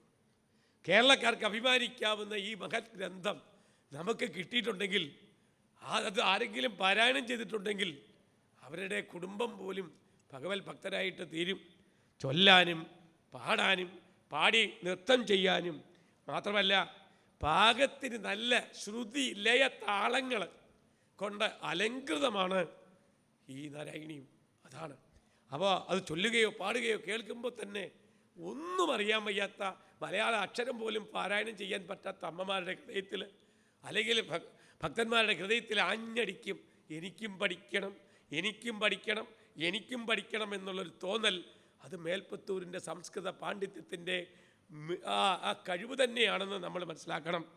അപ്പോൾ ഇത് നമ്മൾ മനസ്സിലാക്കുക. മേൽപ്പത്തൂർ ഭട്ടതിരിപ്പാടിൻ്റെ ആ സാഹിത്യ സംഭാവന അത് അദ്ദേഹത്തിൻ്റെ ആ കൃതികളിലെ നടും തൂണാണ് നാരായണീയം എന്നാണ് മനസ്സിലാക്കേണ്ടത്. നമുക്ക് ആ ആദ്യത്തെ ശ്ലോകം നമുക്കൊന്ന് ചിന്തിക്കാം. അദ്ദേഹം എഴുതിയ സാന്ദ്രാനന്ദാവബോധാത്മകം അനുപപിതം കാലദേശാപതിപ്യാം, അത് ഞാൻ നേരത്തെ പറഞ്ഞു. സാന്ദ്രമായ ആനന്ദം, അവബോധം, അങ്ങനെയുള്ള സ്വരൂപമായ ആളാണ് ഭഗവാൻ. മേൽപ്പത്തൂർ ഈ ആനന്ദം എന്ന ശബ്ദം കൊണ്ടാണ് ആദ്യം തന്നെ നാരായണീയം തുടങ്ങുന്നത്, സ്തോത്രം ആരംഭിക്കുന്നു. ആനന്ദ ശബ്ദത്തിന് അതിന് ഒന്നും കൂടി ഒരു വിശേഷണം കൊടുക്കാനായിട്ട് മേൽപ്പത്തൂർ എന്താ ചേർത്തിരിക്കുന്നത്? സ എന്നൊരക്ഷരം ചേർത്തിരിക്കുന്നു. ഞാൻ ആദ്യമായിട്ട് പറയാം, നാരായണീയം കയ്യിലെടുത്ത ഒരാളോട് ഞാൻ ചോദിച്ചു, മേൽപ്പത്തൂർ എന്തുകൊണ്ടാണ് സ എന്നൊരക്ഷരം ആദ്യം എഴുതിയത്? സ എന്നൊരക്ഷരം ആദ്യം എഴുതിയ എന്തെങ്കിലും ഒരു കാരണം വരാതിരിക്കില്ല. ഞാൻ പറഞ്ഞുതരാം. സ എന്നൊരക്ഷരം സരിഗമ പദനിസ, സംഗീതത്തിലെ ആദ്യത്തെ അക്ഷരവും സ, നാരായണത്തിലെ ആദ്യത്തെ അക്ഷരവും സ. മേൽപ്പത്തൂർ ബുദ്ധിയില്ലാത്ത ആളല്ല. മേൽപ്പത്തൂർ നല്ല അതീവ ബുദ്ധിമാനാണ്, സംസ്കൃത പാണ്ഡിത്യമുള്ള ആളാണ്. വെറുതെ ഒരു അക്ഷരം എഴുതില്ല. അദ്ദേഹത്തിന് നിങ്ങളുടെ മനസ്സ് അറിയാവുന്നത് കൊണ്ട് ഏകാക്ഷര നിഘണ്ടുവിലെ സ എന്നൊരക്ഷരത്തിന് വിഷ്ണുവെന്നും ശിവനെന്നും അർത്ഥമുണ്ട്. അപ്പോൾ സ എന്ന ആദ്യത്തെ അക്ഷരം ഉച്ചരിക്കുന്ന ഭക്തര് വിഷ്ണുവിൻ്റെയും ശിവൻ്റെയും അനുഗ്രഹം വാങ്ങി, കുഴപ്പമില്ല. പിന്നീട് അടുത്ത ഒരു ആ ചേർക്കുകയും ചെയ്യുന്നു. ആ എന്നൊരക്ഷരം കൂടി അടുത്ത അക്ഷരത്തിൽ ചേർക്കിയ സ, പിന്നെ ആ. അപ്പം സായിക്ക് ദീർഘം വരികയാണ്. ദീർഘം വരുമ്പോൾ മറ്റൊരു ദേവി, ഒരു ചൈതന്യം കൂടി വരികയാണ്. സ എന്ന് ദീർഘം വരുമ്പോൾ ലക്ഷ്മി ദേവി, ദേവി സരസ്വതി ദേവി. സരസ്വതി ദേവി, സരസ്സു പോലെ വാക്കുകളെ കൊണ്ട് അലങ്കൃതമായ ദേവി. സരസ് എന്ന് പറയുമ്പോൾ ഒരു നദി ഇങ്ങനെ ഒരു തടസ്സമില്ലാതെ ഒഴുകുന്നത് പോലെ നമ്മുടെ നാവിനെ തടസ്സമില്ലാത്ത ഒഴുക്കുന്ന ദേവിയാണ്. സാഹിത്യത്തിൻ്റെ അല്ലെങ്കിൽ ഏതെങ്കിലും ഒരു സംഗീതത്തിൻ്റെയൊക്കെ തുടക്കമൊക്കെ കുറിക്കാനും സംഗീതജ്ഞരൊക്കെ അവർക്ക് അനുഗ്രഹം കൊടുക്കാനുമുള്ള അംശദേവിമാരിൽ ഏറ്റവും ശ്രേഷ്ഠമായിട്ടുള്ള ദേവി സരസ്വതി. ആ സരസ്വതി ദേവിയുടെയും എല്ലാ ദേവീദേവന്മാരുടെയും 3 പേരുടെയും, അതായത് ആദ്യത്തെ ഈശ്വരൻ ആരാ? ഈ പ്രപഞ്ചം ഉണ്ടാകുന്നതിന് മുമ്പ് എന്തും ഉണ്ടാവണമെങ്കിൽ ഒരു ചൈതന്യം വേണം. എന്തുണ്ടാവണമെങ്കിൽ അതിനൊരു സാഹചര്യം വേണം. അപ്പം ഇവിടെ പ്രപഞ്ചം ഉണ്ടാകണം. പക്ഷെ ഉണ്ടാകണം എന്ന് പറയുന്നതിന് മുമ്പ് ഈ പ്രപഞ്ചം ഉണ്ടാകണമെങ്കിൽ ഒരു ചൈതന്യം വേണം. അപ്പം ലോകത്തിലെ ആദ്യത്തെ ചൈതന്യം ശിവചൈതന്യമാണ്. ആ ശിവചൈതന്യത്തിൽ നിന്നാണ് ഈ പറയുന്ന എല്ലാ ദേവീദേവന്മാരും ഉണ്ടായത്. സാക്ഷാൽ വിഷ്ണു പോലും ശിവൻ്റെ ഇടത്തെ വശത്ത് നിന്ന് ആണ് ഉണ്ടായതെന്ന് ഞാൻ സ്വന്തമായിട്ട് പറയുന്നതല്ല, ശിവപുരാണത്തിൽ വ്യക്തമായിട്ട് പറയുന്നുണ്ട്. അതിനകത്ത് നാരായണ ഉത്ഭവം എന്ന് പറയുന്ന ഒരധ്യായത്തിൽ വിഷ്ണു എന്ന പേരും കൊടുത്തത് മഹാദേവനാണെന്ന് ജനത പറഞ്ഞത് തെളിവ് സഹിതം പറയുക. അപ്പോൾ ഈ പ്രപഞ്ചത്തിൻ്റെ സൃഷ്ടി നടത്താൻ ഈ മഹാദേവനെ ഗുരുവായൂരപ്പനെയാണ് ഏൽപ്പിച്ചത്. അപ്പോൾ ഇടത്തെ വശത്ത് നിന്ന് വിഷ്ണുവും വലത്തെ വശത്ത് നിന്ന് ദേവിയും ഉണ്ടായി. ഇങ്ങനെ പ്രപഞ്ചത്തിൻ്റെ 2 അച്ഛനും അമ്മയാണ് ദേവിയും മഹാദേവനും. ആ മഹാദേവനിൽ കൂടിയാണ് ഈ പ്രപഞ്ചത്തിൻ്റെ ആ ആരംഭം ഉണ്ടായത്. അതുകൊണ്ട് ഈ മഹാദേവൻ സാക്ഷാൽ ബ്രഹ്മവും ഗുരുവായൂരപ്പൻ ബ്രഹ്മവുമാണ്. സാക്ഷാൽ ബ്രഹ്മവും തമ്മിൽ വ്യത്യാസമുണ്ട് കേട്ടോ. സാക്ഷാൽ ബ്രഹ്മത്തിന് ഇന്ദ്രിയങ്ങളെ കൊണ്ട് തിരിച്ചറിയാൻ പറ്റാത്ത ചൈതന്യമാണ് സാക്ഷാൽ ബ്രഹ്മം. ആ ബ്രഹ്മത്തെ നമുക്ക് ആർക്കും പൂർണ്ണമായിട്ട് അറിയാൻ സാധിക്കില്ല. അപ്പം അങ്ങനെ അറിയാൻ സാധിക്കാത്ത സാക്ഷാൽ ബ്രഹ്മമായിരിക്കുന്ന ആ ശിവഭഗവാനെയും കൂടി ഈ അനുഗ്രഹം കിട്ടാൻ വേണ്ടി മേൽപ്പത്തൂർ ശ്രമിക്കുന്നു. അതോടൊപ്പം തന്നെ ദേവിയുടെ അനുഗ്രഹം ഈ ഭക്തന്മാരുടെ ആദ്യത്തെ സ എന്നൊരക്ഷരം ഏതെങ്കിലും ഒരു ഭക്തൻ വേറെ ഒന്നും പറഞ്ഞില്ലേലും സാന്ദ്രം എന്നൊരു വാക്ക് പറഞ്ഞ് തുടങ്ങിയാൽ, വേറെ അന്നൊക്കെ അടച്ചു വെച്ചു വയ്യ, എന്നാലും സ എന്നൊരക്ഷരം അവർ ഉച്ചരിച്ചാൽ അവർക്ക് എല്ലാ ദേവീദേവന്മാരുടെയും അനുഗ്രഹം കിട്ടട്ടെ എന്ന് മേൽപ്പത്തൂര് അത് നേരത്തെ കണ്ടുകൊണ്ടാണ് സാന്ദ്രാനന്ദാവബോധാത്മകം എന്ന സ അതിനകത്ത് ഉൾപ്പെടുത്തിയത്. ഇത് പലർക്കും അതറിയില്ല, അത് നമുക്ക് പറഞ്ഞു കൊടുക്കണം. അതെന്താ കാര്യം വെച്ചാൽ ഏതൊരു കാര്യവും ഉണ്ടാവണമെങ്കിൽ അതിന് കാരണം ഉണ്ടാവണം. അപ്പോൾ കാരണം ഇതാണെന്ന് ഒരു ഗ്രന്ഥത്തിൽ പറയുന്നു.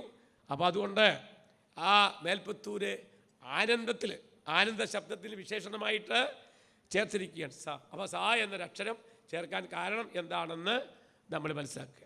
അപ്പോൾ ഏകാക്ഷര നിഘണ്ടുവിലാണ് ഇത് പറഞ്ഞിട്ടുള്ളത്. അപ്പോൾ സംസ്കൃതത്തിനൊരു പ്രത്യേകതയുണ്ട്. ഏകാക്ഷര ഒരക്ഷരത്തിന് അർത്ഥമുണ്ട്. ഗണേശപുരാണം എടുത്തു നോക്കിക്കഴിഞ്ഞാൽ ക ഉവാച ഖ ഉവാച എന്നാണ് പറയുന്നത്. അപ്പോൾ എന്നോട് ചോദിക്കും എന്താണ് ക എന്ന്. ക എന്നത് ബ്രഹ്മമാണ്. അപ്പോൾ ഓരോ അക്ഷരത്തിനും അതിൻ്റേതായിട്ടുള്ള അർത്ഥം. അതാ ഏകാക്ഷര നിഘണ്ടുവിൽ ഇത് പറഞ്ഞിട്ടുണ്ട്. അപ്പോൾ ഈ പട്ടതിരിപ്പാട് ഇങ്ങനെ നമുക്ക് ഓരോ കാര്യങ്ങളും നമുക്ക് പറഞ്ഞിരിക്കുകയാണ്. സാന്ദ്രം എന്ന് പറഞ്ഞാൽ കട്ടിയുള്ളത് എന്നർത്ഥം, അല്ലെങ്കിൽ കൊഴുത്തത് എന്നർത്ഥം. പിന്നെ അതിൽ വേറൊരർത്ഥമുണ്ട്, വിടവില്ലാത്ത എന്ന അർത്ഥമുണ്ട്, അങ്ങനെ മുറിയാത്തത് എന്നർത്ഥമുണ്ട്. അപ്പോൾ ഇതെല്ലാം ചേർത്ത് വരുമ്പോൾ അതിന് യോജിച്ചതായിട്ടുള്ള അർത്ഥം നമ്മൾ. അപ്പോൾ സാന്ദ്രാനന്ദം എന്ന് ഒരുമിച്ചെടുക്കുമ്പോൾ അതായത് ഭംഗമില്ലാത്ത ആനന്ദം. നമുക്ക് ഭഗവാൻ ഗുരുവായൂരപ്പനെ ചെന്ന് കണ്ട് തൊഴുമ്പോൾ ഈ ആനന്ദത്തിനൊരു മുറിവുണ്ടാവരുത്. അത് ഭംഗമില്ലാത്ത ആനന്ദത്തെ ഭഗവാൻ തരാൻ ഭഗവാൻ അതിന് കഴിവുണ്ട്. എന്ത് ചെന്നറിയോ? സത്യത്തിൽ ആനന്ദം എന്ന് പറയുമ്പോൾ നിങ്ങൾ എന്താണ് ഉദ്ദേശിക്കുന്നത്? ആനന്ദം എന്ന് പറഞ്ഞാൽ ദുഃഖമില്ലാത്ത അവസ്ഥ ആർക്കുണ്ടോ അവർ ആനന്ദമായി ആണെന്ന് പറയും. അവർക്ക് ആനന്ദം എപ്പോഴും കിട്ടും. ദുഃഖമില്ലാത്ത അവസ്ഥ. സത്യത്തിൽ ദുഃഖമില്ലാത്ത അവസ്ഥ ആർക്കെങ്കിലും ഉണ്ടാവുമോ?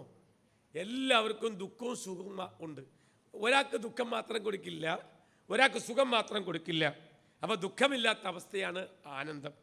അപ്പോൾ ഒരു കാര്യം ഞാൻ പറയാം, നിങ്ങൾക്ക് ശരീരം എടുത്തിട്ടുള്ളവരാരുണ്ടോ അവർക്ക് എല്ലാവർക്കും ദുഃഖമുണ്ട്. നിങ്ങൾ ദുഃഖം വരുമ്പോൾ മരിക്കരുത് കേട്ടാ. ദുഃഖം വരുമ്പോൾ ഈ കയറെ കയറി തൂങ്ങരുത് കേട്ടാ. മനുഷ്യജന്മം എടുത്താലും മൃഗത്തിൻ്റെ ജന്മം എടുത്താലും എറുമ്പിൻ്റെ ജന്മം എടുത്താലും ജന്മമെടുത്തവർക്കൊക്കെ ദുഃഖമുണ്ട്. അപ്പോൾ ദുഃഖം ഉണ്ടാവാതിരിക്കണമെങ്കിൽ ശരീരം എടുക്കാതിരുന്നാൽ മതി. അപ്പോൾ ഈ ശരീരത്തിൽ ജീവനുണ്ട്.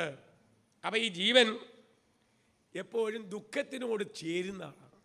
അപ്പോൾ ജീവന് ഉണ്ടെങ്കിൽ അതിന് ദുഃഖാവസ്ഥയുണ്ട് എന്ന് മനസ്സിലാക്കണം. അതിൽ നിന്നുള്ള ഈ ദുഃഖത്തിൽ നിന്നുള്ള മോചനമാണ് മോക്ഷം എന്ന് പറയുന്നത്. അപ്പോൾ മോക്ഷം എന്ന് പറയണമെങ്കിൽ ദുഃഖമില്ലാത്ത അവസ്ഥ വേണം. ദുഃഖമില്ലാത്ത അവസ്ഥ വേണമെങ്കിൽ ശ്രീ ഗുരുവായൂരപ്പൻ നിങ്ങളുടെ ഉള്ളിലുണ്ട് എന്നൊരു ചിന്ത ഉണ്ടാകും. എപ്പോഴും ഗുരുവായൂരപ്പന് ഉള്ളിലുണ്ട് എന്നൊരു ചിന്ത ഉണ്ടാകുമ്പോൾ അവർക്ക് രാഗദ്വേഷങ്ങൾ ഉണ്ടാവില്ല. ഈ രാഗദ്വേഷങ്ങൾ ആർക്കെങ്കിലും ഉണ്ടാവുന്നിട്ടുണ്ടെങ്കിൽ അവർ ഗുരുവായൂരപ്പനെ ഭജിക്കുന്നവരല്ല. ഇവിടെ ഭക്തി പലതരത്തിലുണ്ട്. രാജസഭക്തിയുണ്ട്, സാത്വിക ഭക്തിയുണ്ട്. പക്ഷെ നമ്മൾ മുക്കാൽ പേരും ആൾക്കാരും രാജസഭക്തിക്കാരാണെന്നാണ് എൻ്റെ അഭിപ്രായം. ഈ ഇരിക്കുന്ന നിങ്ങൾ ഓരോരുത്തരും ഗുരുവായൂർ അമ്പലത്തിൽ ചെന്ന് ഭഗവാനോട് ഒന്നും പറയാതെ, ഒന്നും പറയുന്നില്ല, പറയാൻ പാടില്ല. നിങ്ങൾ കൊടുക്കുന്ന ധനത്തിന് ഈ പറയുന്ന ക്ഷേത്രത്തിൻ്റെ മൂലയ്ക്കും മുക്കിലും നിങ്ങളുടെ പേരെഴുതി വെക്കാൻ പാടില്ല എന്ന് ഈ സ്വാമി പറയുന്നു. എന്താ? നിങ്ങൾക്ക് അവിടെ എന്ത് പണി ചെയ്താലും അതിനുള്ള സാമ്പത്തികവും ധൈര്യവും തൻ്റെ ഇടും. യാദേവി സർവഭൂതേഷു ബുദ്ധിരൂപേണ സംസ്ഥിത, യാദേവി സർവഭൂതേഷു ശക്തിരൂപേണ സംസ്ഥിത, യാദേവി സർവഭൂതേഷു ദയാരൂപേണ സംസ്ഥിത. ഇതൊക്കെ ദേവീ ദേവന്മാർ തന്ന നിങ്ങളുടെ സമ്പാദ്യത്തിലെ 10-1 ഭഗവാന് കൊടുക്കേണ്ടത് നിങ്ങൾ തന്നെയാണ്. അപ്പോൾ ഈ കൊടുക്കുന്നതിന് പേരെഴുതി വെച്ചാൽ അതിൻ്റെ ഭക്തിക്ക് എന്ത് പേര് പറയും? രാജസഭക്തി. നിങ്ങളുടെ കഴിവൊന്നും അല്ല നിങ്ങൾക്ക് സമ്പത്തുണ്ടായത്, നിങ്ങളുടെ കഴിവല്ല നിങ്ങൾക്ക് കാറ് വാങ്ങിയത്, നിങ്ങളുടെ കഴിവല്ല നിങ്ങൾക്ക് 3 നില കെട്ടിടം വെച്ചത്. സാക്ഷാൽ നിങ്ങളുടെ തട്ടകത്തിലെ നിങ്ങളുടെ ദേവൻ്റെ അനുഗ്രഹമാണ് നിങ്ങൾക്ക് ധനമുണ്ടായത്. ഈ ധനം 10-1 അവകാശം ഭഗവാനുള്ളതാണ്. ഭഗവാൻ തരുന്നു, അതിലൊരു വിഹിതം. നിങ്ങളിനി അതിൻ്റെ കാര്യം പറയണമെങ്കിൽ അതും ശിവപുരാണത്തിൽ ദാനത്തിൻ്റെ മഹത്വം എന്ന് പറയുന്ന ഏതാണ്ട് പല ദാനങ്ങളുടെ പേര് 10-20 അധ്യായത്തിൽ ദാനമഹത്വം പറയുന്നു. അതിൽ പറയുന്നതാണ് അധ്യാപകരായിട്ട് ജോലി ചെയ്യുന്നവർ 10-1 മറ്റുള്ളവരൊക്കെ അതിൽ കുറച്ചു കൊടുത്താൽ മതി എന്നാണ്. കൃഷിക്കാർ അവർ കുറച്ചു കൊടുത്താൽ മതി. എന്തായാലും അവർ ചെയ്യുന്ന കർമ്മത്തിൻ്റെ ഫലം എന്ത് ജോലിയായാലും ഭഗവാൻ അതിൻ്റെ 10-1 കുറയാതെ നീക്കി വെച്ചിട്ട് വേണം നമ്മൾ മറ്റുള്ള കാര്യങ്ങൾ അല്ലെങ്കിൽ ബാക്കിയുള്ളത് ഉപയോഗിക്കാൻ എന്ന് പറയും. അപ്പം ദേവന്മാർക്ക് കൊടുക്കുന്നത്, ഇനി പറയട്ടെ, നിങ്ങളാരും കൊടുത്തെന്ന് പറഞ്ഞുകൊണ്ട് നിങ്ങൾക്ക് അഹങ്കാരം ഉണ്ടാവാൻ പാടില്ല. ഈ ലോകത്തിലുള്ള ഒരു വസ്തുവും നിങ്ങളുടേതില്ല. നിങ്ങൾ ദേവിയുടെ പാട്ടക്കാരാണ്. ആ ദേവിയുടെ സ്വത്തിനെ നിങ്ങൾ വീട് വയ്ക്കുകയും നിങ്ങളുടെ മക്കൾക്ക് താമസിക്കാൻ വേണ്ടി പാട്ടത്തിന് ഭൂമി എടുത്തു വച്ചിരിക്കുകയാണ്. ആ പാട്ടത്തിന് ഭൂമി നിങ്ങൾ താമസിക്കുമ്പോൾ നിങ്ങളെ സംരക്ഷിക്കുന്ന സാക്ഷാൽ ഗുരുവായൂരപ്പനാണ്. ആ ഏതെങ്കിലും ഒരു വ്യക്തി ഒരു വാടകയ്ക്കെടുക്കുന്ന വീടിന് വാടക കൊടുക്കാതെ ആർക്കെങ്കിലും താമസിക്കാൻ പറ്റുമോ? ഈ വാടകയാണ് നിങ്ങൾ ക്ഷേത്രത്തിൽ ദർശനം കൊടുക്കാൻ പോകുമ്പോൾ ഭഗവാൻ സമർപ്പിക്കുന്നത്. ആരും വലിയവരാവണ്ട. ഈ ലോകത്തിലെ ഒരു ചെറിയ പുഴുവിനെ പോലും സൃഷ്ടിക്കുന്നത് സാക്ഷാൽ ഗുരുവായൂരപ്പനാണ്. ആ ഗുരുവായൂരപ്പൻ നിങ്ങൾ 3 നേരം ആഹാരം കഴിച്ചു. നിങ്ങൾ ആരെങ്കിലും ചിന്തിക്കുന്നുണ്ടോ ഈ കിടക്കുന്ന പാമ്പ് ആഹാരം കഴിച്ചിട്ടുണ്ടോ? അല്ലെങ്കിൽ പൂച്ച ആഹാരം കഴിച്ചിട്ടുണ്ടോ? അല്ലെങ്കിൽ എലി ആഹാരം കഴിച്ചിട്ടുണ്ടോ? എന്നാൽ സാക്ഷാൽ ഗുരുവായൂരപ്പൻ പ്രപഞ്ചത്തിൻ്റെ സൃഷ്ടിയും സ്ഥിതിയും സംഹാരം നടത്തുന്നതാണെങ്കിൽ അവർക്ക് ഇന്നും ഭഗവാൻ ആഹാരം കൊടുത്തു വെച്ചിട്ടുണ്ട്. നിങ്ങൾ അന്വേഷിച്ചില്ലെങ്കിലും ഭഗവാൻ എല്ലാവരുടെയും അച്ഛനാണ്. അമ്മ ലോകത്തിൽ 2 പേരാണ് അച്ഛനും അമ്മയും. അത് നിങ്ങൾ മനസ്സിലാക്കണം. സാക്ഷാൽ മഹാദേവൻ നിങ്ങളുടെ അച്ഛനും പാർവതി ദേവി നിങ്ങളുടെ അമ്മയുമാണ്. അപ്പം നിങ്ങളുടെ വീട്ടിലുള്ള അമ്മയും അച്ഛനും ആരാ? ഒരു വാടകയ്ക്കൊരു ഗർഭപാത്രത്തിൽ എടുത്ത ഒരു അമ്മയാണ്. സാക്ഷാൽ ജഗദംബിക അല്ലെങ്കിൽ മഹാദേവൻ അല്ലെങ്കിൽ ഗുരുവായൂരപ്പൻ അല്ലെങ്കിൽ ലക്ഷ്മി ദേവി ആണ് നമ്മുടെ മാതാവും പിതാവും. അങ്ങനെ ഈ ശരീരമുള്ളവരൊക്കെ ഇത് അനുഭവിച്ചെങ്കിൽ മാത്രമേ പറ്റൂ. അപ്പോൾ സുഖവും ദുഃഖവും അങ്ങനെ അനുഭവിക്കാനുള്ള ഒരു സാഹചര്യം നമുക്കുണ്ടായാൽ അത് നിത്യാനന്ദം നമുക്ക് അനുഭവപ്പെടാൻ സാധിക്കും. സുഖത്തിനെയും ദുഃഖത്തിനെയും നിസാരമായിട്ട് കാണുന്നവരാരാണോ അവരാണ് എൻ്റെ ഭക്തർ. ഭഗവത്ഗീതയിലെ ഭക്തന്മാരുടെ ലക്ഷണം പറഞ്ഞാൽ അതിൽ ഏതെങ്കിലും ഒരെണ്ണം നിങ്ങൾക്കുണ്ടോ എന്ന് സംശയമാണ്. അദ്വേഷ്ട സർവഭൂതാനാം മൈത്രക്കരുണ ഏവജ നിർമ്മമോ നിരഹങ്കാര സമദുഃഖസുഖക്ഷമി സന്തുഷ്ട സതതം യോഗി യഥാത്മാദൃഢ നിശ്ചയ മയർപ്പിത മനോബുദ്ധിർ യോമേ മൽ ഭക്ത സമയപ്രിയ. ഇതെല്ലാം കൂടെ കണക്ക് കൂട്ടിയാൽ 12 കൂട്ടം കാര്യങ്ങളാണ്. ആ 12 കൂട്ടം കാര്യങ്ങൾ അയലോക്കത്ത് ആർക്കെങ്കിലും അസുഖം പിടിച്ചാൽ ആ അയലോക്കത്തിൽ അസുഖം പിടിക്കുന്നവരെ നിങ്ങളുടെ കാറിൽ കയറ്റി ആസ്പത്രിയിൽ കൊണ്ടുപോയി അവിടെ രോഗം മാറ്റാൻ നിങ്ങൾ ആരെങ്കിലും ശ്രമിക്കുമോ? അവരെയാണ് ഭഗവാൻ ഏറ്റവും ഇഷ്ടം. നിങ്ങളുടെ വീട്ടിലെ നിങ്ങളുടെ ശരീരത്തിലെ കൊതുക് കടിക്കുമ്പോൾ നിങ്ങൾ ആ കൊതുകിനെ അടിച്ചു കൊല്ലുന്നില്ലേ? പറയൂ. കൊല്ലാതെ അധികാരം നിങ്ങൾക്കുണ്ടോ? അപ്പോൾ ആ കൊതുകിനെ നിങ്ങൾ മിത്രമായി കാണുന്നുണ്ടോ? നിങ്ങളുടെ വീട്ടിലെ ഇരുമ്പിനെ നിങ്ങൾ മിത്രമായി കാണുന്നുണ്ടോ? ഭഗവാൻ പറയുന്നു അതും എൻ്റെ ജീവനാണ്. നിങ്ങൾ അതിനെ നിങ്ങളുടെ കുടുംബത്തിലെ അംഗമായി കാണുന്നവരാരാണോ അവരെൻ്റെ ഭക്തരെ. അതിനെയൊക്കെ പറഞ്ഞ് വിശദീകരിക്കാനുള്ള സമയമില്ല. എന്തായാലും നിങ്ങളുടെ മുമ്പിൽ ഈ ചെറിയ കാര്യങ്ങൾ പറയാൻ അവസരം തന്ന ഭാഗവത സത്രസമിതി അവർക്ക് അതിൻ്റെ പ്രവർത്തകർക്ക് അതുപോലെ ഇത് കേട്ടവർക്ക് കേൾക്കാത്തവർക്ക് ഈ പ്രപഞ്ചത്തിലെ സകല ജീവജാലങ്ങൾക്കും ആയുരാരോഗ്യ സൗഖ്യം ഉണ്ടാകട്ടെ എന്ന് പ്രാർത്ഥിച്ചുകൊണ്ട് ഞാൻ എൻ്റെ വാക്കുകൾ ഉപസംഹരിക്കുന്നു. നിങ്ങൾക്കെൻ്റെ നമസ്കാരം.